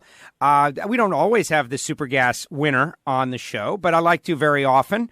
And I just think it's crazy that you bought the car. You announced that here on the show a few weeks back you were going to be running Super Gas, and you run and you win just like that. Like, that's pretty crazy. Yeah, I wish it was that easy, but no. It's, again, I seem to have managed to always surround myself with the right people and try to get the best equipment we can get, and all that makes a difference. But things still have to go your way. Of course, we had some rounds that went our way, but just great to be back in sportsman racing and having fun with those people. And we had a good time with all of them. They seem to like us being there, and we don't get to race a lot of sportsman stuff out west like this.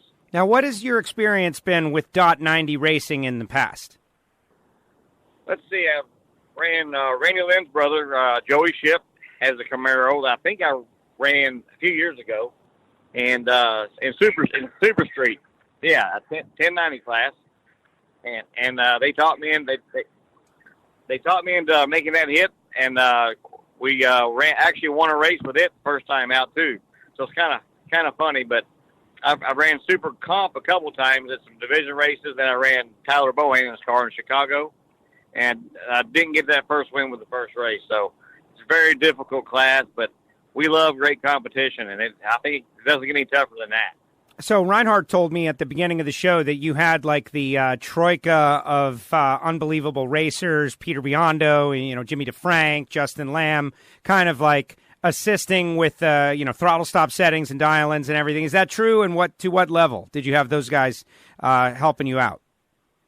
Well, we all stick together and we all have a good time. But actually, the main guy behind the whole deal was Kyle Seipel. Kyle, he runs Sonoma Raceway, so he wasn't able to race. He was more interested. Had to keep up with the track and help with whatever was needed there. But I talked him into maybe, hey, help me dial this car. So Kyle's pretty good. But then you have everybody's heads together, and those are some of the best that you'll ever see. So that definitely didn't hurt my situation at all. Absolutely not. So now you have won in 6 different eliminators. The leader is Jeg, who has won in 7 different eliminators, which is, I know nobody's going for that, but everyone is kind of going for that at the same time. Every once in a while, run a different category. To me, it's so impressive to win in 7 different eliminators. So what are the eliminators you haven't won in? Obviously, Top Fuel and Funny Car, Alcohol Funny Car, Alcohol Dragster, Super Comp. Is that it? You have Top Dragster, Top Sportsman now. Oh, and yeah. then Factory Shootout, which I should have already won. So that's it's all knocking on the door. But, Joe, we're just blessed and happy to win one national event. I mean, it's so tough. And I guess maybe all of us guys have been able to win because we run a lot of them and done it for many years. But it's still so tough, but it's fun. And it's fun to be out. It's a whole different mindset than pro stock or the pro deal. All right, let's get to the real question, okay? The real cosmic forces, cosmic energy question. What role did the WFO Radio T-shirt that you debuted on your back on Saturday play in this great success? You obviously won every round while wearing the WFO Radio T-shirt, so that's pretty impressive. What role do you think it played? The WFO T-shirt, I mean, if people don't start buying them right now, they'd be crazy because it's undefeated. It's never lost a round yet that I know of. So, yeah, it's big. It's a great sponsor to have. I'm waiting for the big check to come, and we'll see what happens. But we have all that stuff on the Nitro Fish trailer. You can buy them at the race. I'm sure Randy Lim will ship you one if you buy them online. But it's really a cool shirt, and I happen to know the guy on the back of it. There you go. Yeah, I pay in coverage, and this is it. I thought it was amazing, and you got it on television, Bo. I got a bunch of texts and tweets sent at me. There you are, Louis Bloom. You're rocking the logo. You're beyond Nitro. And, hopefully we've got a lot of new listeners this week. I mean, will they see the guy on TV and read his shirt and go searching for that podcast? I don't know, but maybe they will. Well, they're probably all going to ask the same question as me, and what does WFO actually stand for? Yes. And we know it stands for at least 3 different things, so they just need to listen and pay attention. That is exactly right. No, I thank you for that. It became very real seeing you wear that shirt and go round after round and have very tough races, by the way. You came out on the positive end of a 00 dead-on race, which that's coin flipping right there, but you did it. And then in the final round, another good victory. It had to be a lot of fun. But now back to turning attention to Pro Stock, right? Or are you going to run Super Gas again this weekend? Yes, I am entered, and I've kind of talked it over with some of them. So maybe I should just be one and done. But no, it's such a good car, and I think it really helps me drive when I race both cars. Same tree we look at. Of course, I'm using my foot in a Pro Stock car, but still, it's the same staging, processing, and trying to stare and concentrate at that bulb. So yeah, I'm going to run it and probably run it in Brainerd because my truck's not coming home from here, Seattle to Brainerd. So we'll probably run it again there unless Randy Lynn wants to race it. We'll see. There you see go. If he wants to make some hits. I love that idea, that Randy Lynn jump into the .90 car, and that would be pretty cool. Now, that car's for sale also, Bo, right? You're like willing to sell it right on the spot. If somebody wants to buy a car that's capable of winning, you'll flip it, right? Absolutely. Actually, Aaron Kennard sold me his whole operation, which was a trailer, and he's got a dragster that's every bit as good as that car in Super Comp. I think it goes like 890 at 190, so it's one of the real fast ones. But I've got that car also. And yeah, I bought everything to resell it. But if I don't sell it, we'll just do some more of this type racing, maybe do some spring fling type racing, some different stuff that we haven't been able to do. There's big money in that stuff. I know that is for certain. What about Pro Stock, though? Car looked fast. You turned on the big red evil eye. That happens from time to time. If it doesn't, you're not trying. You were trying, and it just came up a little bit short. Do you still feel as strong about your team as you did earlier this season? That was one of the deals where I really missed the chance to double up pro and sportsman because I feel like I had as good a car. I felt like I was driving decent. Just really, really messed that whole deal up against Alex. Alex sometimes likes to play games, and he tried to a little bit there. And I've always been very good at not letting the other guy get in my head. Just do your own deal.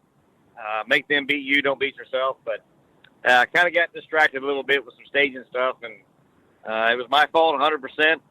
Sucks because I think we definitely would have won that round and probably would have done good in the final. But hey, it was great. Greg Anderson wins. He's a teammate. That's 2 in a row for him. I mean, I would love to see him sweep it, but I need another event pretty soon. There you go. Well, Bo, thank you very much for, first of all, wearing the shirt. That is great. And like you said, you're undefeated with it. Hopefully others go to nitrofish.com and buy it. And number 2, it's just amazing to see you go out there and jump in these cars and go to the finals and win races. It's amazing. Like Randy Lynn told me once that you've got a horseshoe like inserted in a pocket or somewhere. And it's obvious that you go out there and get the job done. Well, we just try to do the best we can do. The Lord bless us every day, Joe. So anybody that wants a WFO shirt, just like you said, come get one at the track this week. Or if anybody wants a couple good race cars, look me up because we'll find you one. There you go. Well, safe travels on your way up there. I'll see you in a few days. Thanks for coming on WFO. Thanks, Joe. See ya. Thank you, Bo. Bo Butner with us here on WFO Radio. And My Time segment brought to you by patreon.com/WFO Radio. You Patreons out there, you have gotten nothing for a while, but you know I love you. And that you're really supporting the show. I made that very clear from the outset, right? Like a special, unique content is going to go to you every once in a while. But really, this is what you're supporting, and thank you so much. Mrs. Lowe's wife is still in that fitness contest, by the way. Everyone should continue to vote. All right, so we heard Robert Hight. We heard Bo Butner. We heard Andrew Hines. We heard Greg Anderson. We heard Billy Torrence, all on this edition of NHRA Nitro podcast. And I would appreciate if you would go to the nitrofish.com and buy the shirt and rock the shirt and wear the shirt wherever you want. That would help WFO. Or even better, go to the Nitrofish trailer and select number 21 and get the WFO radio shirt like Michael James did this past week. I was so pumped up, Michael James. So pumped up to see someone who's a champion crew member who's out there, someone who works real hard, has got like intense competition on his mind, going up to the shirt and buying the shirt. Like that's just awesome to me. It's like an extra level of appreciation and respect that I really couldn't understand early on. And the best part about it is Randy Lynn is handling all the fulfillment. So those of you who ordered on nitrofish.com, she'll be back from the Western Swing. It's going out like soon. Certainly quicker than I could have handled it. Thank you very much. So now on to a couple of other notes. There is a real negative note that I want to mention. Jeff Turk, Sandy Turk, good friends of the show. Good friends at the track. Very nice people. Met them last year, the year before. Jeff always with just so many positive things to say. Positivity just coming out of him all the time. Sandy had a terminal illness, breast cancer. And unfortunately, after a couple of months of fighting and going out and enjoying life, succumbed to the disease. And it was this past weekend. It's all over social media. And I just want to say to Jeff and Sandy, may Sandy rest in peace. And thank you for, being kind to me. And, we lost someone in our drag racing family. And just terrible stuff. Horrific. But it's something that we need to all learn. Like, life is fleeting, and we only get a limited amount of time. And so what kind of person are we going to be, right? And Jeff and Sandy, in my interaction with them, from the first time I met them out in Charlotte, like getting a little tour of the Blackbird car, and Jeff and Sandy were laughing with me about how hot it is in the car. And then Jeff's, support of me racing my Pontiac and get out there, Joe, and race, and just positive reinforcement coming in. Keep doing what you're doing. We love what you're doing. Keep going. I want to forward that along. And I went out and saw my aunt and my cousin this past week in Utah to enjoy them and reconnect with them. Utah, right? When to go to Utah between Denver and Sonoma, clearly. Spent time with some friends out there in San Fran and just trying to be positive and always do positive things, because you never know when it's all going to end, or you're going to get a bad diagnosis, or your health is going to be fleeting. Like, you just don't know. And just amazing stuff to be able to get to know them. Jeff, thank you. And Sandy, may you rest in peace. And it is just so sad. And I'd like think about that. That's a primary thought that I have a lot now. 46 years old, getting older, you never know when things are going to change. And I try to act, in a positive way more often than not, as often as is possible. And if I get caught in a negative rut, which happens, I try to break out, or hopefully someone breaks me out of it. And, this weekend we had such a fun time, such a great weekend out there in Sonoma. The race fans out there are very happy, positive people. It was pretty cool. They could be louder, but wine country, maybe they're all hungover. Who knows?